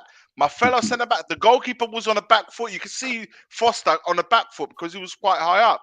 You've surprised everyone. The only one that's took a gamble is Jota, who's nicked half a yard already to go and put that ball in the back of the net.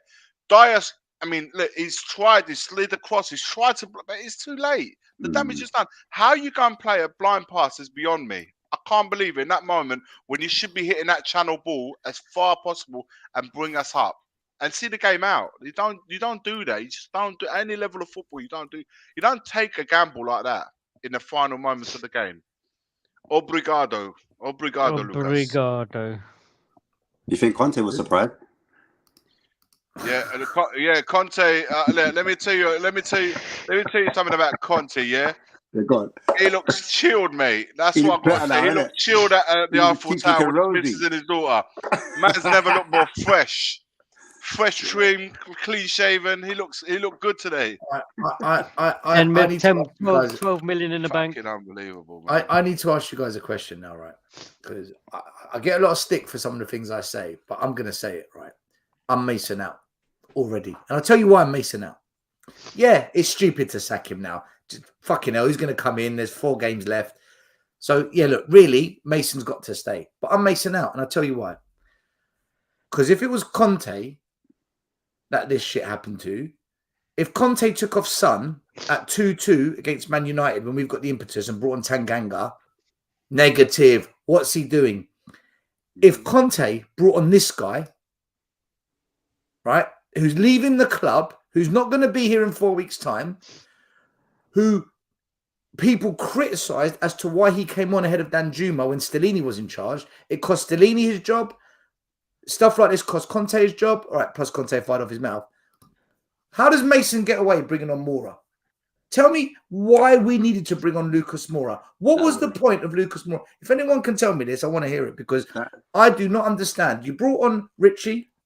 You brought on Danjuma. You brought on Pape Sarr. What did you need Lucas Moura on the pitch for? This is why I said at the start, Mason had to take it. We were 3-2 down still, and we went to a 3-2 down, and we went to a 4-2-4. That's what happened. We went to a 4-2-4 to try and get that equalising goal back. Once that equalised, who's your front four? Son, Kane, Moura, Danjuma. No, Richarlison was on the pitch. Well, then we put 5. Right. And I go back to what I said. What is the point of him being there if we've gone to a 4-2-4? It was a joke. He covered him. I'm not for saying I agreed. I Porro, agreed. I right? thought Porro should have stayed on. Porro Both was wing-backs actually went doing off. all right. It wasn't like he was struggling or anything like that. Porro was doing well second half. Yeah, that is naivety at its highest. Why the hell Listen, have we taken off both wing-backs? Listen, we can't. I think what you've just said about Ashmatic, Mason out. I just want you to think, right, what you my just said. Why are we lord. taking off both wing backs? Now, imagine Right. that was Conte. Holy- Imagine that was Hold- Stellini. That What would is this mad. conversation be like now? No, I'm just gonna say this. Mason right? out. The whole Mason out Mason thing, I out. think is bullshit. What you're saying about Mason out is bullshit. It's not his fault that he's there. It's not fault that Stellini was there. Complete out of novices. They should not be in that situation. First and foremost, they Yeah, should. but the others got sacked for it, Iggy. That's fine. That's fine. But that's not. This is Two Stellini wrongs and Mason don't should make a not be right, in there. Stel. You can't be having that. You can't be saying Mason out when. How can you take it out on Stellini? How can you take He's it out? conceded 6 goals in 2 games. He's He's got conceded 1 it. point out of 6. Mason out. No, who's going to run the This was club? Stellini. Who do you want in if Mason goes Chirpy, out? man. Levy. I Chirpy. want Levy there. I want Levy in the Chirpy. dugout. Just Levy Let's see in. Levy Are you sack leaving himself. Are you leaving in? I'm going to leave you in. Is that Absolute Levy in? I said I'll record that quick. That was Levy in. Absolute rubbish. You can't Listen, jokes aside. Do you see my point, though? If this was Stellini or Conte, 100%. we'd all be I going, understand. why, I never why is wanted Moura Conte out. I I never understand why wanted Moura Conte came out. I never wanted Conte out. And certainly I would never, ever want Conte out to have him replaced by Stellini, to then have him replaced by Mason. Absolutely no way in God's he accepted the job. Yeah, he accepted the job because when you're put in such a situation, what are you meant to do? What are you meant to do? They've just hired your manager. They just fired your manager. They fired his assistant, which you was the assistant's assistant. Now they fired him. Of course, what are you going to say? No, of course you're not going to take the job. They say, look, man, The can you last go out time to the end of the Lucas season? Moura- He's going to take it. But to The say last Mason time out, Lucas Moura came on, Lucas sent- Moura came he got on, he sent got a off. red card in 1 minute, and then we went down. Cost us It was the game. 10v10, said and Everton that. equalised. you can listen. You can argue. Listen, nothing and nothing Why did can he come prepare. on? Still, Why did he come on? nothing can prepare you for more of a playing a blind pass in the way that he did. Nothing can prepare. No manager in the world can prepare. That's on Moura, man. That is on Moura. You I can't know, do but why is that. he on the pitch? Look, Lee, I can see Lee wants to speak. Go on, Lee. I was just going to say. I mean, in the heat of the 95th minute, are we putting this one down to another individual error? Fuck up. Yep. One of Nine how times many? out of 10. One of how many? Would now? it have happened? Well, this is the problem, isn't it? And this is why, I'm looking at thumbnails on YouTube with pictures of Eric Dyer in a wheelie bin. I mean, he's one of the big. He should have his own stat for individual errors. To be quite honest with you, he'd be top of the league, wouldn't he? But someone that hasn't had a lot of game time. If that was me, that ball would been, that'd be in orbit. That ball, Exactly. not trying to pass it back to your fucking goalkeeper. It's just another individual blind error, pass, a blind pass, yeah, blind pass. It's blind insane. pass. His decision can making tell. was completely off. Yeah, absolutely. But I'm with Stel. I don't think if we got someone like Porro on, I know we moan about the way he defends, etc., and we had a raft of strikers on the pitch. What was the point of bringing him on? I don't see any point in bringing him on, to be quite honest with you. I don't understand the change. It's as simple as that. Would it have changed anything? Maybe not. Maybe it would have gone a completely different direction, but it doesn't make any sense. It would have been better to stick Tanganga in there and say, defend for the next 10 minutes or something like that. But to bring him on and put him in that position just doesn't make any sense. I think Mason tinkers too much. Head time. Personally, I think he tinkers way too much. Like even that game against United, I felt like we were in control and we were doing well. We were front footed, and then he decides to like you said, you brought Tanganga on. I'm like, what? Why are you doing? I understand like if you're scared and you don't want to lose the game, but I just feel like he just tinkers with things when he doesn't need to tinker certain times. Like I think that was what happened with Liverpool. Go on. Yeah, I was going to say it's almost like Ash. He's like trying to show he's got in-game management or something. Yeah, right? Yeah, Do you know what? yeah, I can see what's happening in play, and I'm going to do this, and I'm going to do that, and I'm going to move these pieces around. Exactly, and I think that was the reason why. I think that's one of the downfalls of Mason's game. There, I think before he's got it right, but I think he's just tinkered with it a bit too much, and that's what's ultimately cost the game. But he like will learn was, from that. yeah, no, he will. But I just think he got a few things wrong, and I just feel like some of the players aren't carrying out his actions, in my opinion, because I feel like he wanted Tottenham to press at times, and like Kane, Son, and Kulu tried to press, but Fabinho was always the spare man, and Skip didn't follow up the press, or certain players weren't following up the press, and it's left gaps and spaces all the time. So I just felt his tactics weren't always working. And like as I said before, Romero was asked to step out, and Dyer was asked to be front-footed in his defending, and then that opened up spaces as well. So I think Mason's still got a bit to learn. He's a bit naive in certain situations, in certain areas. But yeah, I think being under Conte, being under Mourinho would have done him a lot of good. And then he had that opportunity where he was in charge of us for like 6 games or 7 games. And so he has got that experience. I understand why he feels like he's ready, because he's managed academies 16, 17, but obviously he's a different level right now. But yeah, that's just my opinion anyway. I just think, Yeah, but this is like elite level now, right? Yeah, And, exactly. like he's done Elite level. 6 games last season, 6 couple of games this season, and been like around the training ground, picking up the cones of stuff when Conte's been telling him to do stuff, or Jose's been telling him to do stuff. It doesn't make you ready for No, of course not. kind of like taking that job. Do you know what I mean? But at the same time, just to counter that, it's not a good counter, by the way. He's only had 7 days, with the players. So sorry, Alpesh, you're saying it's not a Mason, but the clowns at the back. Why didn't you blame the clowns at the back when Conte was manager? This is a flip-flop comment. You can't cherry pick when this argument works just because you don't or you do like a manager. Still, it's the same defenders. So I with me, I don't agree with the statement I'm about to make, by the way. But this is what the argument people might say. Conte had the opportunity in January. He was asked if he wanted new centre backs, and he said that he's happy, he's fine with the centre backs. But I personally think I don't buy that. Saying that, yeah, I'm not buying it either. I just think that was a media quote unquote. Yeah. But that's what most people are saying. Like, he had a chance. Not Ash. I mean, absolutely no way. Unless the defenders that he was suggested weren't to the level that he required. He thought, you know what, if you're just going to give me more dross, I'd rather work with these lot here. But what I will say is this: it just now becomes even more obvious why Conte was so adamant that he had to protect that defense in the way that he did, to the cost where we was playing. Mourinho. Yeah, you can see it now. As soon as we play even a little bit expansive, we're done. That happened. Yeah, done. I think he was a defender, man. Conte was a defender. Conte was a defender, right? Centre mid. He knows. Centre mid. Was he? Centre mid, yeah.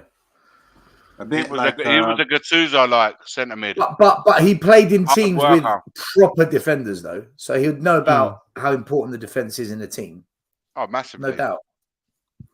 Massively. Yeah. But I know what you're saying, Iggy. I think not Iggy, sorry, JP. I know with Mason, he's more attack minded than you'd say like Stellini and Conte and Mourinho are, and you're seeing that with the football at the moment. So he's trying to make positive changes, and I think he's trying to be a medium between the two, where he's still doing that whole counter-attacking football where we're set up as a 5-4-1. When the team's got the ball, but ultimately he wants the players to press high, press in the middle as well, and he wants his players to attack at times. Like even when we started to create some chances, we started pushing up the pitch a little bit. So I think he's just trying to get that kind of medium where we were too far back on the pitch before. Now he's saying, almost be on the front foot now, right? Be on the front foot a bit more, and that's what I think he's trying to do and trying to encourage the players. And I think that's what you heard Kane said. We've lost our way a little bit, and I think we need to come back to like our identity or our culture, something along those lines. So I misquote it, but that's what Kane said in post match. What did you make of the behaviour of Jurgen Klopp, both during and after the game. So there was a few moments during the game where he was right in the official's face. How he never got a red card for that is beyond me.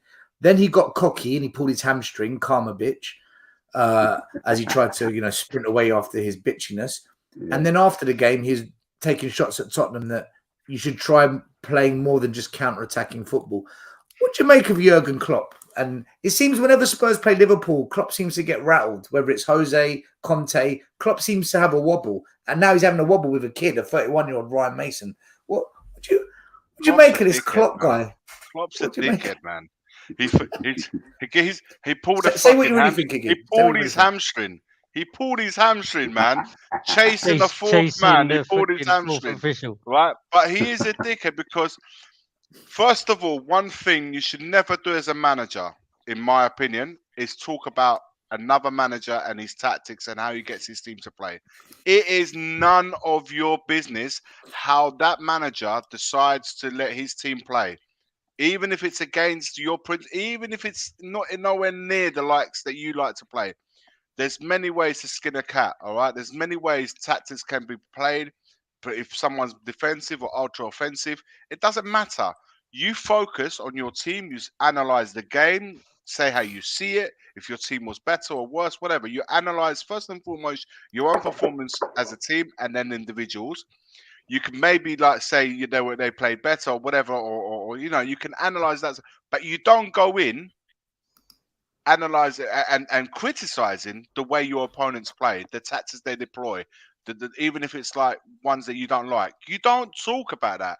He did that last year on Conte, if you remember, when we went over there and got to draw. He didn't like the way we played. He didn't like it. He criticized him, and Conte fought back. He bit back at Klopp.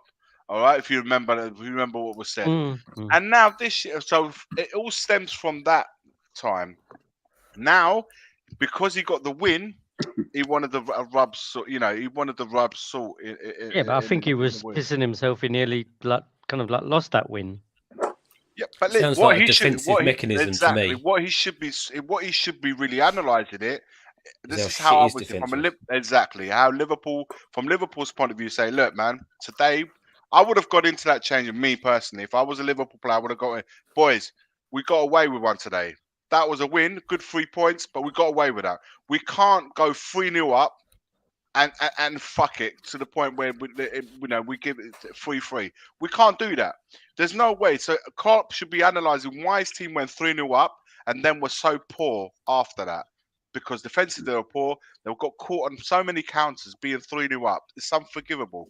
And what was worse is the fact they clawed it, that Spurs clawed it back. That's the part of the game that he should be totally and utterly analysing what went wrong on that side, not be criticising your managers.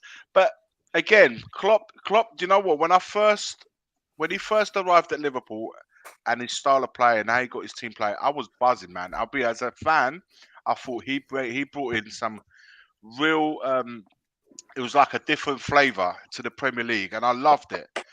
But obviously, when you go past that, you start looking at him now and the way he is, and how he's starting to act and stuff like that. I'm not feeling him. That's why I'm calling him a dickhead outright. No, he's facts, bro.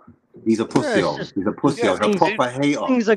Things are going well. He's happy, right? If something's not going well for him, then listen. At the end of the day, we created more big chances than them. We hit the woodwork twice as well, so they were lucky with that. And we had more shots inside the box. And that was all down to that second half performance, us being changing shape, changing formation, and us going at them. Do you know what I mean? We had nothing to lose. We went for them. And so he should be commending us. He should be put respect on Spurs' name. But instead, like, people rate him because he's got like a goofy smile. Like, ha ha, he does a fist bump. Like, no, you're a donut, bro. Do you understand? But he needs to give some respect to Spurs, and you just can't. Even if Ash, even if you don't want to, just don't say nothing. Yeah, don't say nothing. Just leave it. Just leave it. But Guardiola was another one. Guardiola was someone I love the way he gets his team playing. But those comments that he made about Kane, right? You never speak about other managers' teams and how they play, and you definitely do not speak about other teams' players that are under contract playing somewhere else. They're not yours. You cannot outright speak about them publicly. and he did that, and from that moment, he started to piss me off as well. So there's, these little things like that. It's just annoying. I just think they're so better than what they're Look showing at right that. now. That's Yeah, like bro. more shots on target. Can't see that still. Might have to zoom in, man. 7. Basically, 7. okay. Okay. Oh, no, wrong one. I zoomed in the wrong one. Hold on. If you can't, don't worry about it, man. It's Okay, fine. it's fine. So basically, Liverpool had 67% possession. We had 33. Total shots, they had 12. We had 10. On target, we had 7. They had 4. Off target, they had 4. We had 3. So shots were pretty much the same. On target, we were better. Passing accuracy, they were far better than us. Clear-cut chances, we had double the amount of them. Corners, they had more. Tackles were almost similar. So, yeah, in terms of the best chances, it was Tottenham. In terms of being clinical, it was Liverpool. That's what it came down to, yeah. And that was the point I was making. So for that, it's just like the tactics. He just doesn't know how to work with it, and we exploited his weaknesses. That's what he didn't like. Really, the world could see it, but it's not even just us; it's other teams as well. So we're not the first team to come and do it. But hey, the hater, bro. The biggest thing we have to cut out, and this is the thing. I'll be probably from that Liverpool game going to the next game. We have to cut out the individual errors. We have to. We can't with 12 goals in 3 games, man. It's too much. Where'd you learn, man? Where'd you learn? Like, I'd rather us play a little bit conservative and take a 1-0 win, but just shore it up a little bit. But on a positive, Kane and Son were back to their level, man. Kane dropping in and Son making those runs. That was back. I hadn't seen that in a little while. That's what got me excited. I'm not gonna lie. Yeah, that's the one thing I take away from that, from the defeat, is that Kane is starting to drop into that number 10 again, and every time he gets on the ball, he's looking to see where Son is. Can I say, right? This happened under Jose as well when Mason came in after, right? I'm seeing the same thing. In fact, let me do super chat quickly, then I'll say my point because I'm going to forget super chat. Big up Anthony, thank you for your super chat. I agree with Stel that Mason should not be your club's permanent manager. I think we all think that, by the way, Anthony, because he's an unproven coach. I think Nagelsmann or Arne Slot would be a better option than Mason. Listen, no one's going to disagree with you there. No, Mason is not ready for this job. But this happened with Mason last time. He came in after Jose, and we ended up finishing 7th. I think we're going to finish 7th again under Mason. He blew the cup final, and he's costing us a few games now. Tough games, though, let's be honest. The cup final against Man City was a tough game. Going away to Anfield is tough. Newcastle are in form. But Mason does the same thing. He fails to recognise the strengths and the weaknesses of the team, and he just plays to the strengths, but he negates the weaknesses. So what you're seeing is we're better going forward now. There's no doubt. We're scoring more goals. We're more fluid. Kane and Son look a bit more comfortable. But defensively, we are so much worse now. And this is the problem. You either have a manager that comes in and says, do you know what? Let's be a bit more defensive. Let's be pragmatic because we can't keep conceding goals and see if we can create enough to try and score. Or you go for it, but then you just ship a ton at the back and you think, well, so it's either you lose 1-0, 2-1. Outscore a team or not. Or 4-3. Yeah. And this is the issue. It's like, so I think Mason, he's trying to be more attacking. He's trying to be more expansive. But it's the short blanket effect. By doing that, the defense is effect. Do we cover the top half or the bottom half? But you know what it is? Because our defense is whack, it's not like you can play to your strength and say, like, if our defense was strong, we have good defenders individually, we say, like, let's play to our strengths, let's go defensive. We're not good defensively. So I think his logic is our strength is attacking, let's play to our strengths and let's go more attacking. And I agree with you, though, because he is negating the defensive responsibility. But I think because we were so, not negative, but we were set up in a way where we kind of had like a back five, we sat deep, and we still do that now. But I think he wanted to be a little bit more front-footed in his approach and try to, like you said, outscore teams as opposed to, like, rely on our defensive capabilities, which we have none. Imagine we've got 5 at the back, but we've conceded. I think we're going to concede a record number of goals this season. I'm not going to lie. No, I think we're going to break a record. I don't know what the stats are. Yeah, I think we're going to get that. The thing is, like, we it's that 6.5. It's that 6.5, isn't it? Because now you can, hopefully everyone now can see why Conte was being so defensive. But to the flip side of that point is we were still shipping in goals. Yeah, we were. Yeah, that's the thing. The thing. I see that Atalanta, they had a similar. The thing is Bentancur. The loss of Miss Bentancur him big time. has hit us more than probably we gave credit to. What's the other fella that we got? Bissouma. Bissouma. You know, we've not had him for a whole season. We've lost Bentancur and Bissouma, so our midfield options completely and utterly We've gone. lost all our defensive left and right backs. Davies has only just come back. Sessegnon is out. Can't really blame the coaches because they're working with a depleted team. But do you think if Mason came in earlier, do you think he would have made a difference? Do you think we would have got lost against Everton? I think Ash, to answer your question, when Conte went, Stellini had to go as well.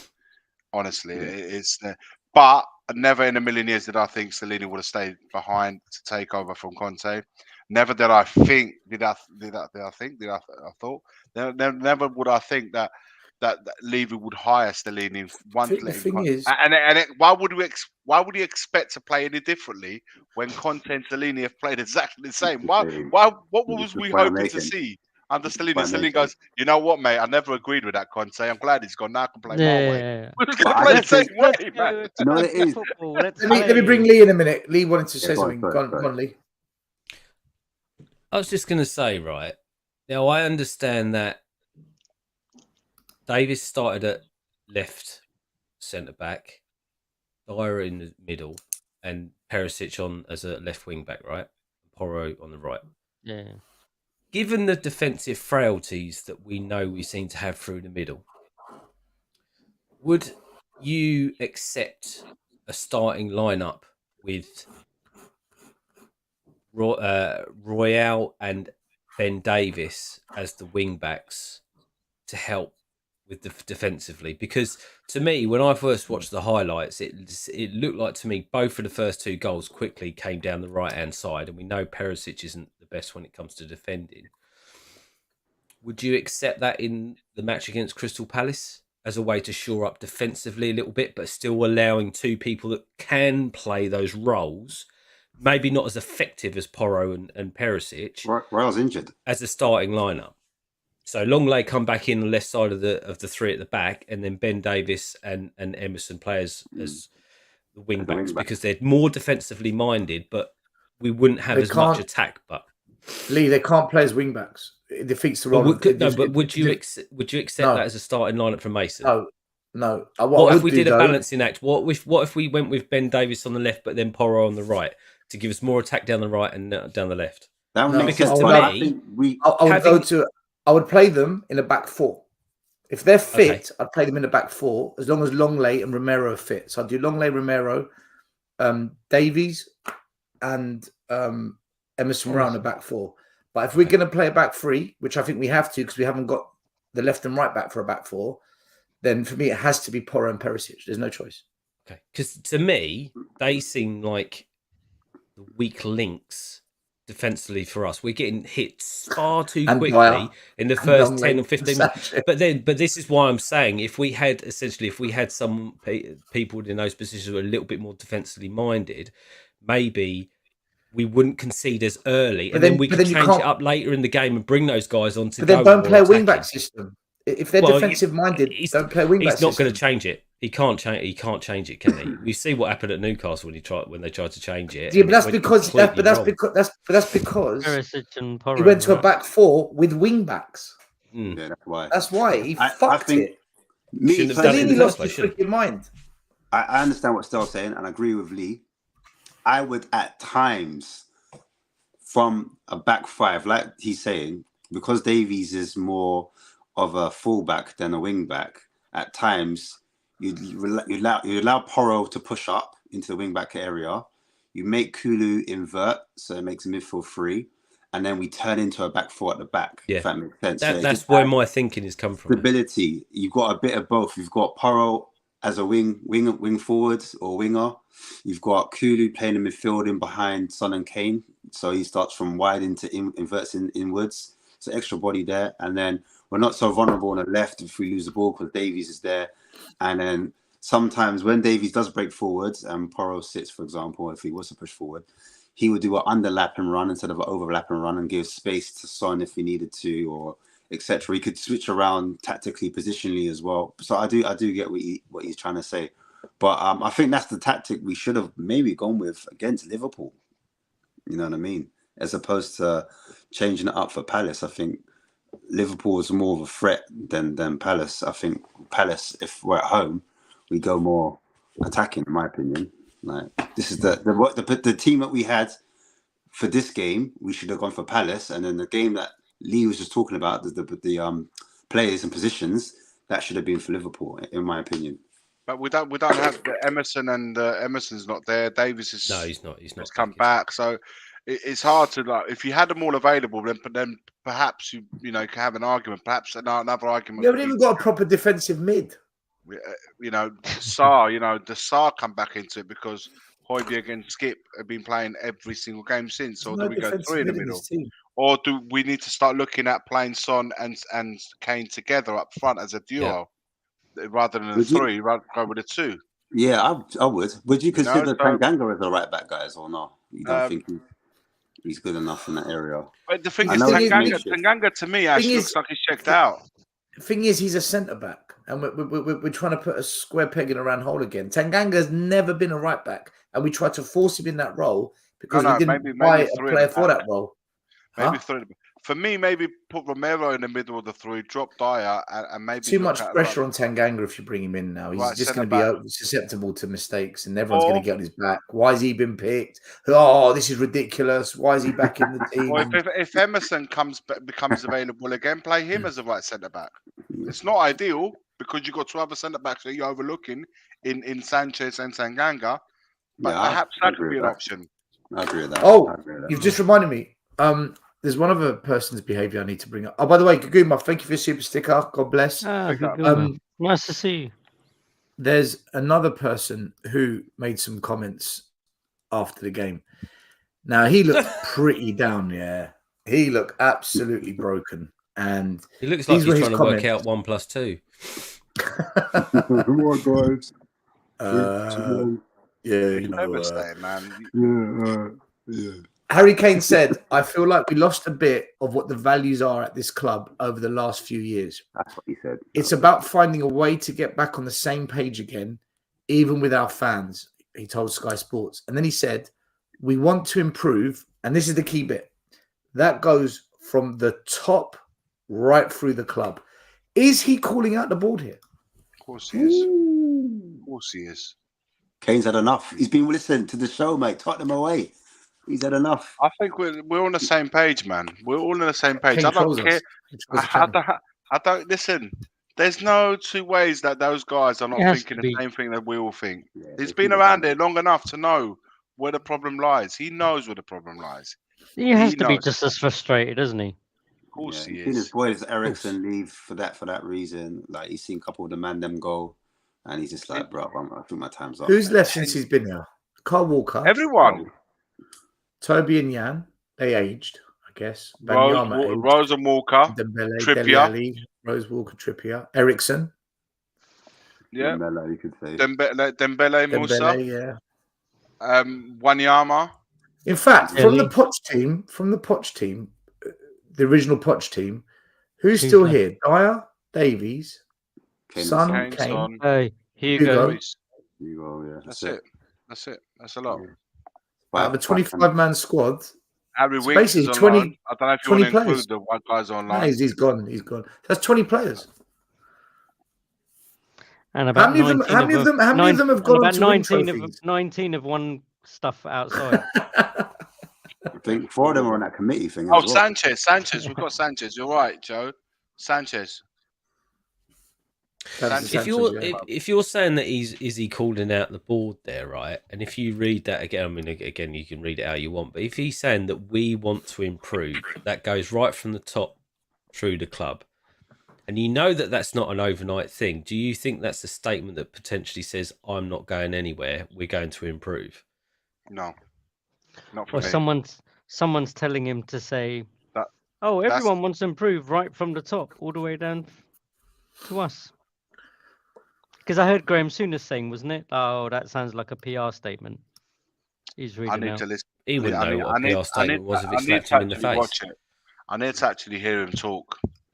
Reading it like that, it can be interpreted in many ways. But for me, top to bottom, that he's saying, he's including everyone in that commenting.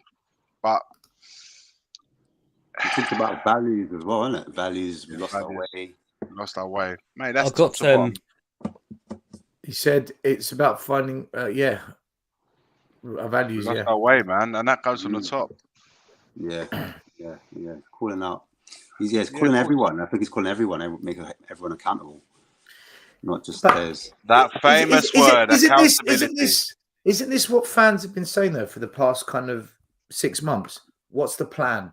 What's the vision? What's the direction? Isn't he basically just repeating that in his own words? Yeah, because he even said before he signs, or if he does sign, before he signs, if he does sign, he wants to know who the manager is, who the director of football is, and what the direction of the club is. That's what he said.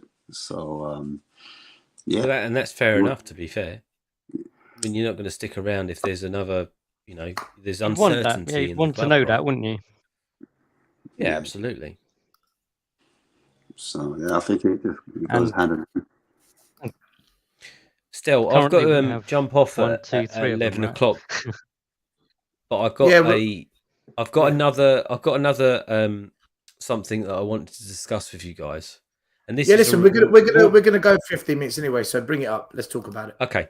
So this is I know we like to talk about fans flip-flopping and stuff like that, and this might be a bit controversial, but I've just seen the report, right, let's just say it like this. One hand, we've got the discussions being had about Dyer's contract, right? We're saying there's no way he should be given a contract. No way should we even discussing giving him a contract before a new manager comes in.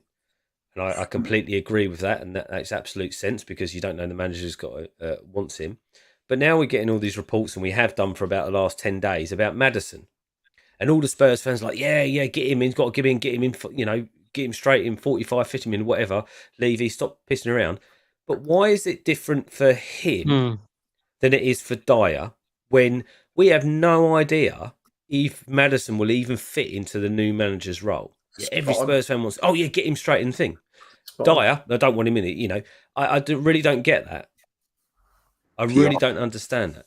PR, I think. I'd love him, Maddison. I don't think he's ever coming here, and I don't think he will sign for us. But I'd like him here. But why spend 50 million of him if we don't know who the manager is, and he may not even fit into his system anyway? I think fans are like general fans. They're so desperate for attacking football, and they know that we're missing an attacking midfielder. Kane would be scoring a lot more goals if he had someone that supplied him, like an Eriksen, like what Eriksen was. He was that guy that could see a pass before the pass was even made. And I think that's with most fans, they just want that type of player to be replaced. Eriksen's not been replaced since he's left, in my opinion.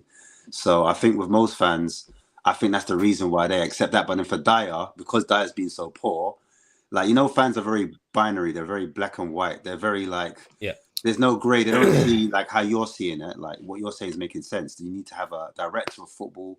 You need to have a manager because the philosophy and the ideas might be completely different, and Maddison might not suit that. Like for Conte, I don't know if Maddison was combative enough or was out of possession. Was he defensive enough? And maybe that's the reason why he didn't think Maddison could fit his system.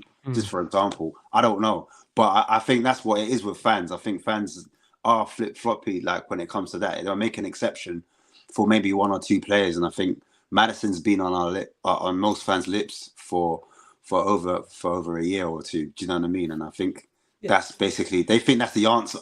That's the quick fix. It's a bit like anything in life. They just want a quick fix, and they think Maddison coming in would change Spurs' fortune straight away. When we know it's because he's that creative midfielder who can just turn it on. And if he came in tomorrow, where would you fit him in this formation? Could you get this formation? Well, to be fair to him, he has played in midfield for Leicester in a centre midfielder role. So technically, so possibly he could be in a double pivot. Possibly, I don't think it'd suit him. but he can play balls in from deep. You know, like what Eriksen did with Brentford, and he actually does with United. He kind of sits deep and plays those balls in from deep. He has played on the right wing forward for Leicester in the free, and he's played on the left as well in the free. He's actually played up front for Leicester, and he's played as a false 9. Where do you think his best position is, though?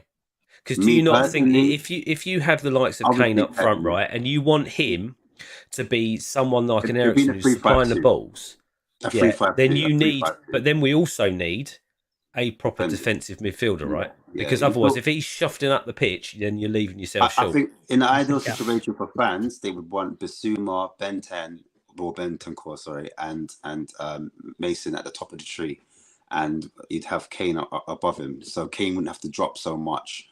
Do you know what I mean? That's the ideal formation, I think, for most fans. But like I said before, it's just like we don't necessarily have the formation for Maddison to come in. Do you know what I mean? And it depends on what the manager wants who's coming in. Like if like a lot of fans want like a Nagelsmann.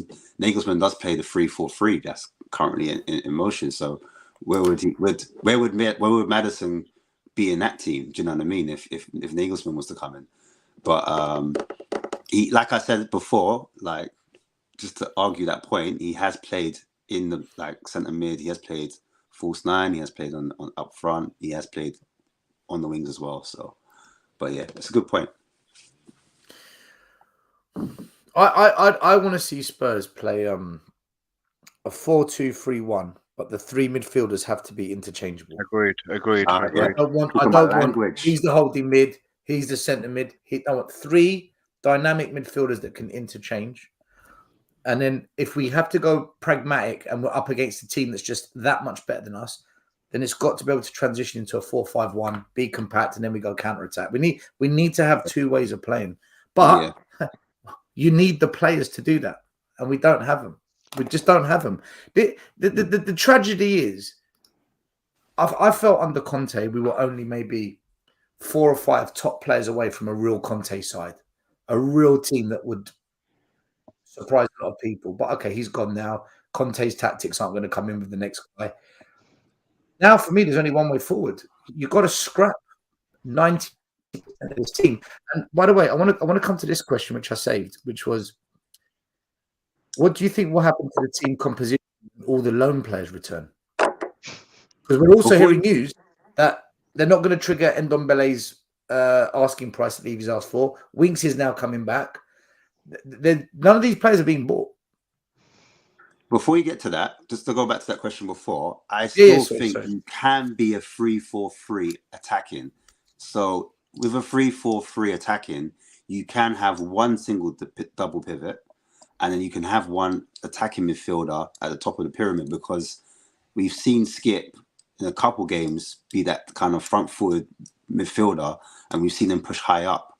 But if you had like a more competent player in that position, they would be more attacking. And I've seen Nagelsmann play the 3-4-3. Not saying he's going to be the manager, but I've seen not just him, but other managers as well, push the 3-4-3 high up and press teams, etc. Ashmatic. The only issue I've got with it is if you go 3-4-3, Porro and let's say Udogie, we don't even know what he's going to be like. There's so much hype on this kid who hasn't even put on a Spurs shirt. It worries me. Big worry. Let's assume we always do this, right? Yeah. Imagine Porro and Udogie actually they're good at attacking, because Porro has shown us there's something there. Yeah. If we're going to play 3-4-3 with attacking wing backs, we need a Casemiro level defensive mid. We need someone of that caliber. Skip and Højbjerg, for me, can't do that role in the big moments. We need someone that's... If someone like Agate or, Paulina... Just a top player, Ashmate. If it's that guy, I'm cool with that. Stel, without trying to wind you up, that's the perfect position for Dyer. No, it's Bissouma not meant to be that player. Yeah, I thought Bissouma was... Sorry, mate. Sorry. Is Bissouma not meant to be that player?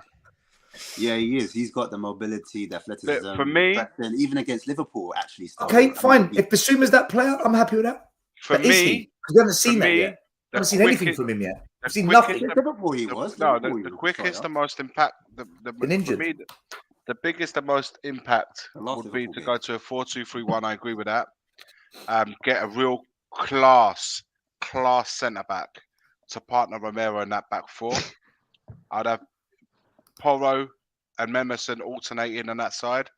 And then you need to get another left back. If Udogie is the answer, definitely get someone else. Perisic and Sessegnon can both go. Get Udogie and someone a bit more experienced to do that left-hand side.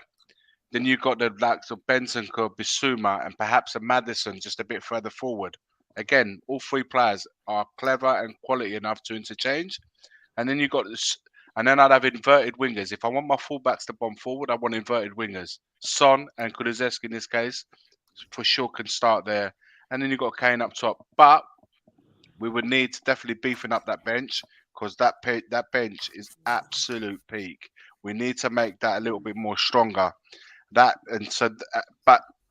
for me, the quickest turnaround by going to a back 4-2 there, because you've really got a lot of those players. You would have to get a centre back, a 10, Madison in this case. We need centre backs, whatever system we play, and right? a goalkeeper. Yeah. And a goalkeeper. Whatever system.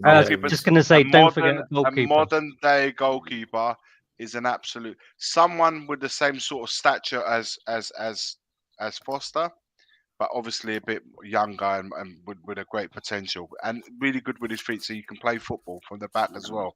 Because I think Romero can play there. We need a ball playing centre back with him, someone who's a bit more experienced, like I said, solid, that complements Romero's style as well.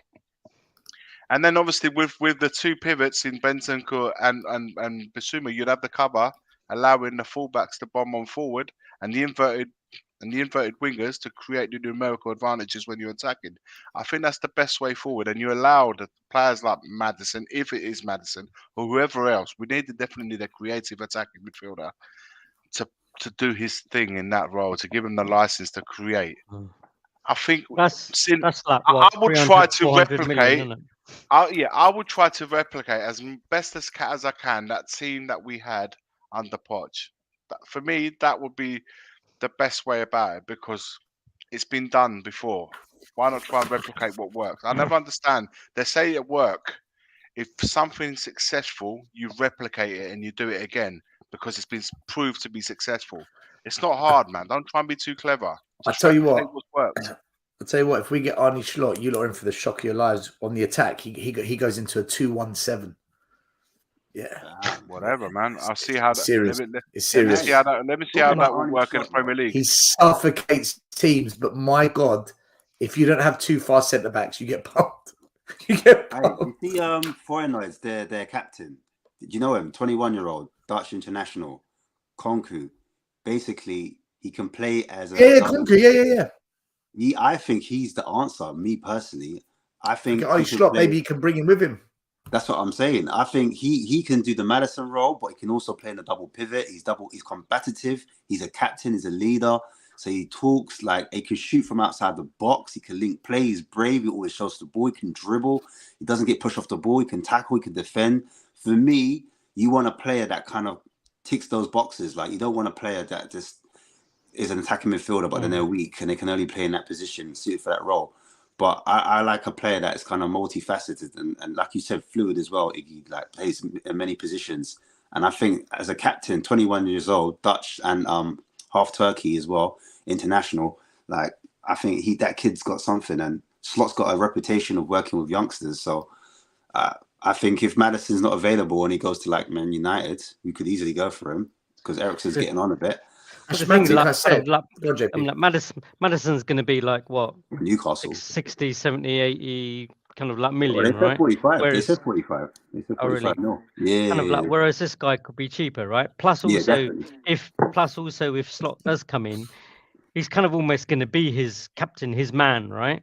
Yeah. No, and that should hopefully bring a mentality shift as well, because he should be in there going, right, no, this is what we're going to do. You're going to do this, you're going to do that. And hopefully he bosses them around, especially with being a captain as well at the same time. Yeah. Listen, I still can't believe we didn't buy Sven Botman and he went Newcastle. For that price, we should have got him, man. At the time we were talking about him. We were talking about it as well, and he goes to Newcastle when we were in a better position when they bought him. We had Conte, we just got Champions League, and they go get him, and we signed Clement Longap on then we wonder why Conte threw a hissy fit. And then I think wasn't Conte super stubborn? Not stubborn, but he was like adamant that he wanted Bastoni or Guardiola, and he was like, either those two or nothing, or was that just rubbish? Was that knows? Levy being Oh, You so can ask for anything. Scotland? Yeah, Doesn't mean you're going to get them. I don't know what's true or not, but what I will say is I'll be stunned if he did say, "Listen, get me Clement Longley. That's the one I want." Yeah, facts. Yeah, I agree with that one. Yeah, That's the yeah. one I want. Talk. Roy, Talk. Rolly, TTID, Rolly. Clark, big up. Thanks for becoming a member, my man. Something till I do. What do you know what? Let's quickly have a look at the league table, actually. Let's have a look at the league table. Just really quickly while I'm on that, 300 people watching, 157 likes. Come on, guys, get up to 200. Come on, let's get to 200 before we end the show tonight. that Show like. some love. And make sure you go over to South View Coys. Ashmatic has a Marlon. Make sure you follow the boys. Let's get them up and to the targets, whatever they're trying to get to. Let's get them there ASAP, please. Ashmatic, Marlon, Hass. Show the love. So, and for those who don't know, we've got Get to Tottenham away Get to know. 2. Tottenham away 2, a different channel to this one here. Smash that like. Make sure you follow that one there because all the Good Morning Tottenham away videos go on that channel. So make sure you subscribe to Tottenham away 2 also. As well. So, if we look at the table, the first thing that stands out is Arsenal are not top of the league anymore. Oh, yeah. Mate, what a drop off by Arsenal, man. 1 win in 5. Game. Draw. They choked, man. They choked. Newcastle are bang on for that top 4 for me now. I don't think anyone's catching Newcastle. 5 games to go. No, Newcastle, Man United can. Well, top 1 4. game in hand. I don't think Liverpool or Tottenham are getting top 4 now. I think they're too far off. United with that game in hand. I think Newcastle and United have done enough to do it, unless Man United slip up and somehow Liverpool creep in. But listen, when you look at it and you look at the games in hand, Spurs have got 4 games left. Liverpool have got 5. Man United have got 6. Brighton have got 7, but they've got some really tough ones in there. Brentford have got 4. Guys, are we going to get Europa or not?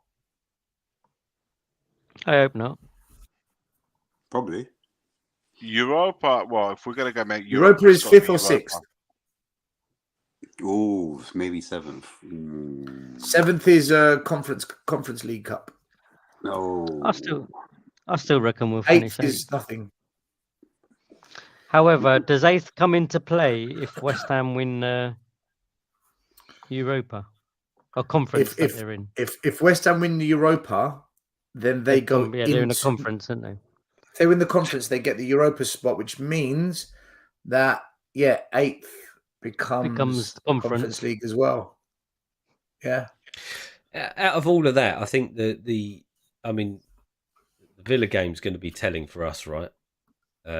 Even the Brentford game, because they win one more game and we lose the next game, they're hot on our heels as well. Mm-hmm. The Brighton's the one that worries me more than anything, because the amount of games they've got in hand and the way that they're playing, you wouldn't write them off to win all those games. I don't know who they're playing against. I haven't looked at the fixtures, but they'll give anyone the run for their money at the moment. Right, I'll tell you what, Lee. Brighton, I'll get it up now. Brighton have got some very, very tough games. They're playing Newcastle, aren't they? Hold on. I'll get up in a second. Hold on. Just while you're doing that, I was looking at Newcastle's games, real quick, and they've literally got Arsenal, Brighton, Chelsea, Leeds, and Leicester. I think Newcastle have done it. They deserve it as well. Listen, so, what 4 wins out of the last 5? It's all about form now, momentum, form, and more importantly, wins. It's as simple as that. So Brighton basically have got Man United at their ground. Then they've got Everton at their ground. So they've got a team that's going for top 4. They've got a team that's fighting for their lives. By the way, Everton managed to get a 2-2 draw at Leicester tonight. Massive result, that one. Then they go away to Arsenal. They go away to Newcastle. They've got Southampton at their ground. Then they've got Man City. They go away to Villa. And they've got one, So they've got 1, all teams 2, that are fighting for 3, 4, 5, 6 teams. Every look at single that. team they're playing against, they're fighting. Southampton. Villa are fighting for Europa Villa, Cup. yeah, everyone. City are fighting for the league. Brighton are fighting for Europa Arsenal Cup. and Man, Arsenal Arsenal and Man City. Yeah, Everton are fighting for survival. Man United are fighting for top 4. I mean, they've got massive games. Yeah, Brighton have got a hard run in. But they're playing well, man. They're good with a little run of form. Yeah, this is the thing. I mean, I'm looking at those fixtures. I think that they lose potentially to Newcastle and Man City. The way that they're playing, I think the Man United game, looking at the cup game the other night, I think they had the upper hand, to be honest with you. They can beat United at their ground. We should have beaten them. We should have beaten them. I think they can beat Arsenal as well, to be honest with you. I was just about to say that. So if they beat United, Everton and Arsenal, then they're ahead of us, right? Yeah.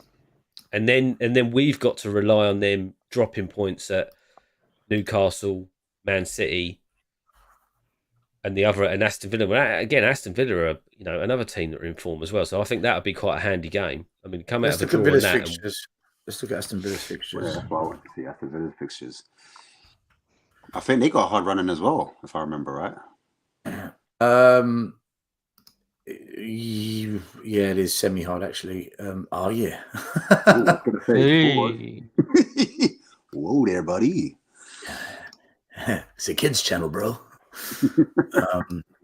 All right, so they've basically got Wolves away. I expect them to beat Wolves, man. Wolves are in the mud. Then they got Spurs, which is what Lee said. It's a bit of a decider. Liverpool away. That's murder. Their last game is Brighton at their ground. That can go either way. Yeah. So they got a hard one. I think.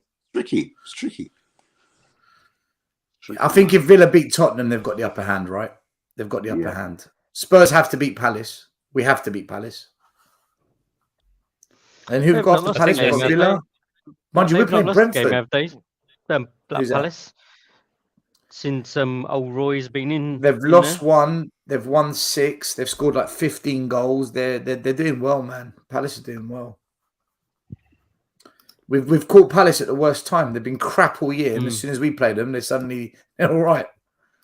So, well, if you looked at the beginning of the season and looked at that as a run-in, you'd think, well, that's actually not a bad run-in. But now you're at the end of the season. There's some hard games, really hard games for us, anyway. In the pit if you look at the form of the last 5 games, everyone around us, we've actually got the worst ones.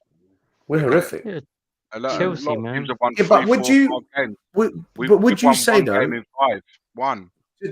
But just to be a little bit kind of not so harsh on Tottenham. I'm always harsh on Tottenham, but against Bournemouth, did we really deserve to lose that? Against United, did we deserve to draw it? Should we not have won it in the end? You could say at Anfield we came back. So have the performances slightly picked up, or are we saying, what does it matter? I think they have. Listen, 2 weeks ago, Stel, we were looking at Man United and the Liverpool games and probably saying, they're surefire losses. We just have to take those losses and move on to the next games.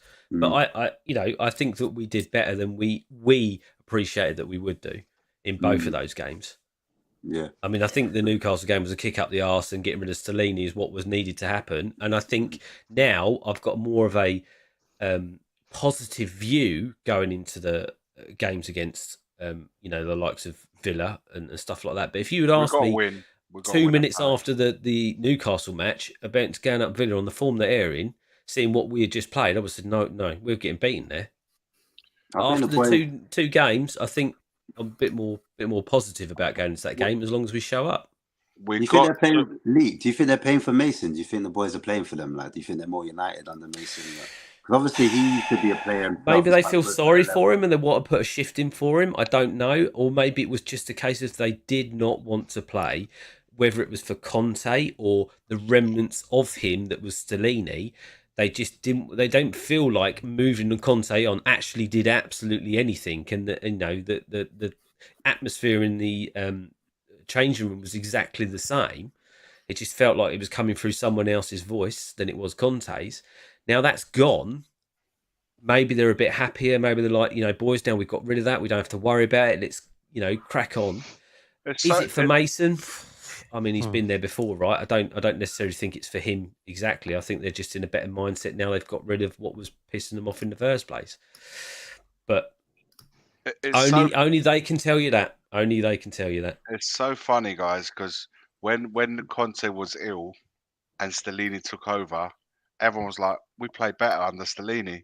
Conte, stay in Italy, stay where you are. Yeah. Do you remember them Conte was voices? on the phone. Absolutely. Stay in Italy, stay in Remember Italy. that. Don't come back because we're doing better under Stellini. How quickly that turned round. People got short memories. I remember everything. All right. They were saying, "Oh, stay over there. We got Stellini. Stellini's the man to take us forward. We give him the job. Then Stellini out. Stellini out." So, listen. The bottom line is, man, it is the wrong appointment. We should never have appointed him full time once Conte went, because he had always worked under Conte. If Mason now, we'll see what happens. But for me, whatever happens, if the next 2 games, Palace at home, Villa away, that we have to get 6 points. If we don't get 6 points, Europa's gone, and then you're looking towards conference. I don't want conference. If conference is the only option, I'd rather. The problem is, out. Iggy, the problem is we're going to another away game where the home team has got something big to fight for. They're going to be up for it. They've got a manager who's a seasoned pro. They've got the fan base that's going to be fired up for it. And we're walking into the Lions Den again. This is the pressure that we can't handle. This is the problem. Well, Palace, I'm not worried about. Maybe I should be worried. Then But I if mean, you cannot handle the man. heat, if you cannot handle the heat, get out of the kitchen. That's it. There's no point. I agree, but there's no point playing teams. Then no one's gonna get out of the kitchen with 4 games to go, though. Well, then stand up and fight, man. It's true. Like I always say, they get theirs out, you get yours out, and see what happens at the end, isn't it? Who's got the biggest? Who's got the biggest? Let's have it out. It's as simple as that. Listen, do you know what it's football, man? It's football. Do you know what else could be an issue? I was just thinking this the other day. How many yellow cards is Romero on at the moment? I was thinking that as well. I think it's like 8, isn't it? 8 or 9. What's the next until he gets misses the next game? Isn't it 10? Yeah, did he get one on Saturday? He must have got one for that tackle, right? No, he didn't get a yellow card. The only person that got a yellow card on the weekend was Heung-min Son. Okay. So that could be another thing that trips us up. Because having him out, then can you imagine what the back three will be if Romero's out? Longley and Dyer. Dyer would have to move over. Yeah. Sanchez will probably come into it. So Romero this season. Dyer. I can't remember if it was the last game or this game that I saw it come up flashing 8. He's had 15. He's had 15 yellow cards, 1 red. How many's he on now though? Because they get reset, don't they? They get reset. Yeah, because it would have got reset at some point, wouldn't it? This guy. When the World Cup. Listen, guys, we're going to call it a night. We've been going for over 2.5 hours. I just want to tell everyone to please subscribe to South View Coys. Check out the boys over there, Ashmatic, Hassan, Marlon. Make sure you subscribe and sign to Tottenham Away and to Tottenham Away 2. There is a protest this weekend. People have been asking me. There's the details. It's opposite the club shop, as it is every single week. On a match day, it starts at 11:30.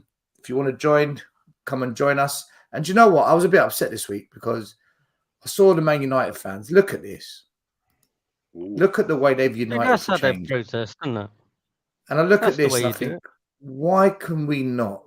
I know they've got a bigger fan base, but surely we can get good numbers and just, they seem to want it more than us. We seem to be a bit placid still about it. It's getting better, but we're still like, we're pussyfooting around. Show us a plan. Show us the plan. Show us the vision. How do we win over the moderates? We just want change. It's like, just take action, but can't force people what to do. But if you want to come along, there's the details, guys. Be good to have you there. Ryan, if you're still watching, don't forget, you lost your bet, my man. You better bring me my chicken. I told you, man. I told you. Alex is waiting for the order. Alex is waiting for the order. It was close though, wasn't it? It was close, Ryan. You nearly got We there, lost mate. about that 30 seconds, you know what I mean? It was 30 seconds away from me buying him a chicken. Make Damn, bro. Lucas Moura buy it for you. I mean, Lucas should be the one buying your chicken, I tell Get you. the players to pay for it. Get the players to No, pay for it. Well, they're no, paying enough. Don't Never do mind a £30 Don't refund. debit, exactly. Never mind a £30 refund. Do you want £5 for chicken? They've all got a chip in 20p. Listen, big up Rolly Clark for your membership today. Gaguma, thank you for your super sticker. Anthony and Hodfather, thank you both for your super chats. Big up everyone. big up, Iggy, guys. JP, Lee, Ashmatic, and also we had Eugene from Persuasion on earlier on. Make sure you go and like and subscribe to Persuasion as well. Otherwise, when are we next on? Iggy's got his show tomorrow. We've got the Friday show we're doing, and if anything else comes up, we'll let you know. Ashmatic, when are you next on, by the way? No fan show this week? Post-match. No fan show this week. The week after. Next week. Post-match game after Palace. We'll get cracking around 8 o'clock. Yeah. Check out South Ucoy Saturday, 8 p.m. after the Palace game, no doubt. And on that note, we're out of here. Leave you out. Good night, guys. Come on, you Spurs. Come on, Spurs. Leave it out. The first game we look for, Robbie. Tottenham away. When we got Tottenham away.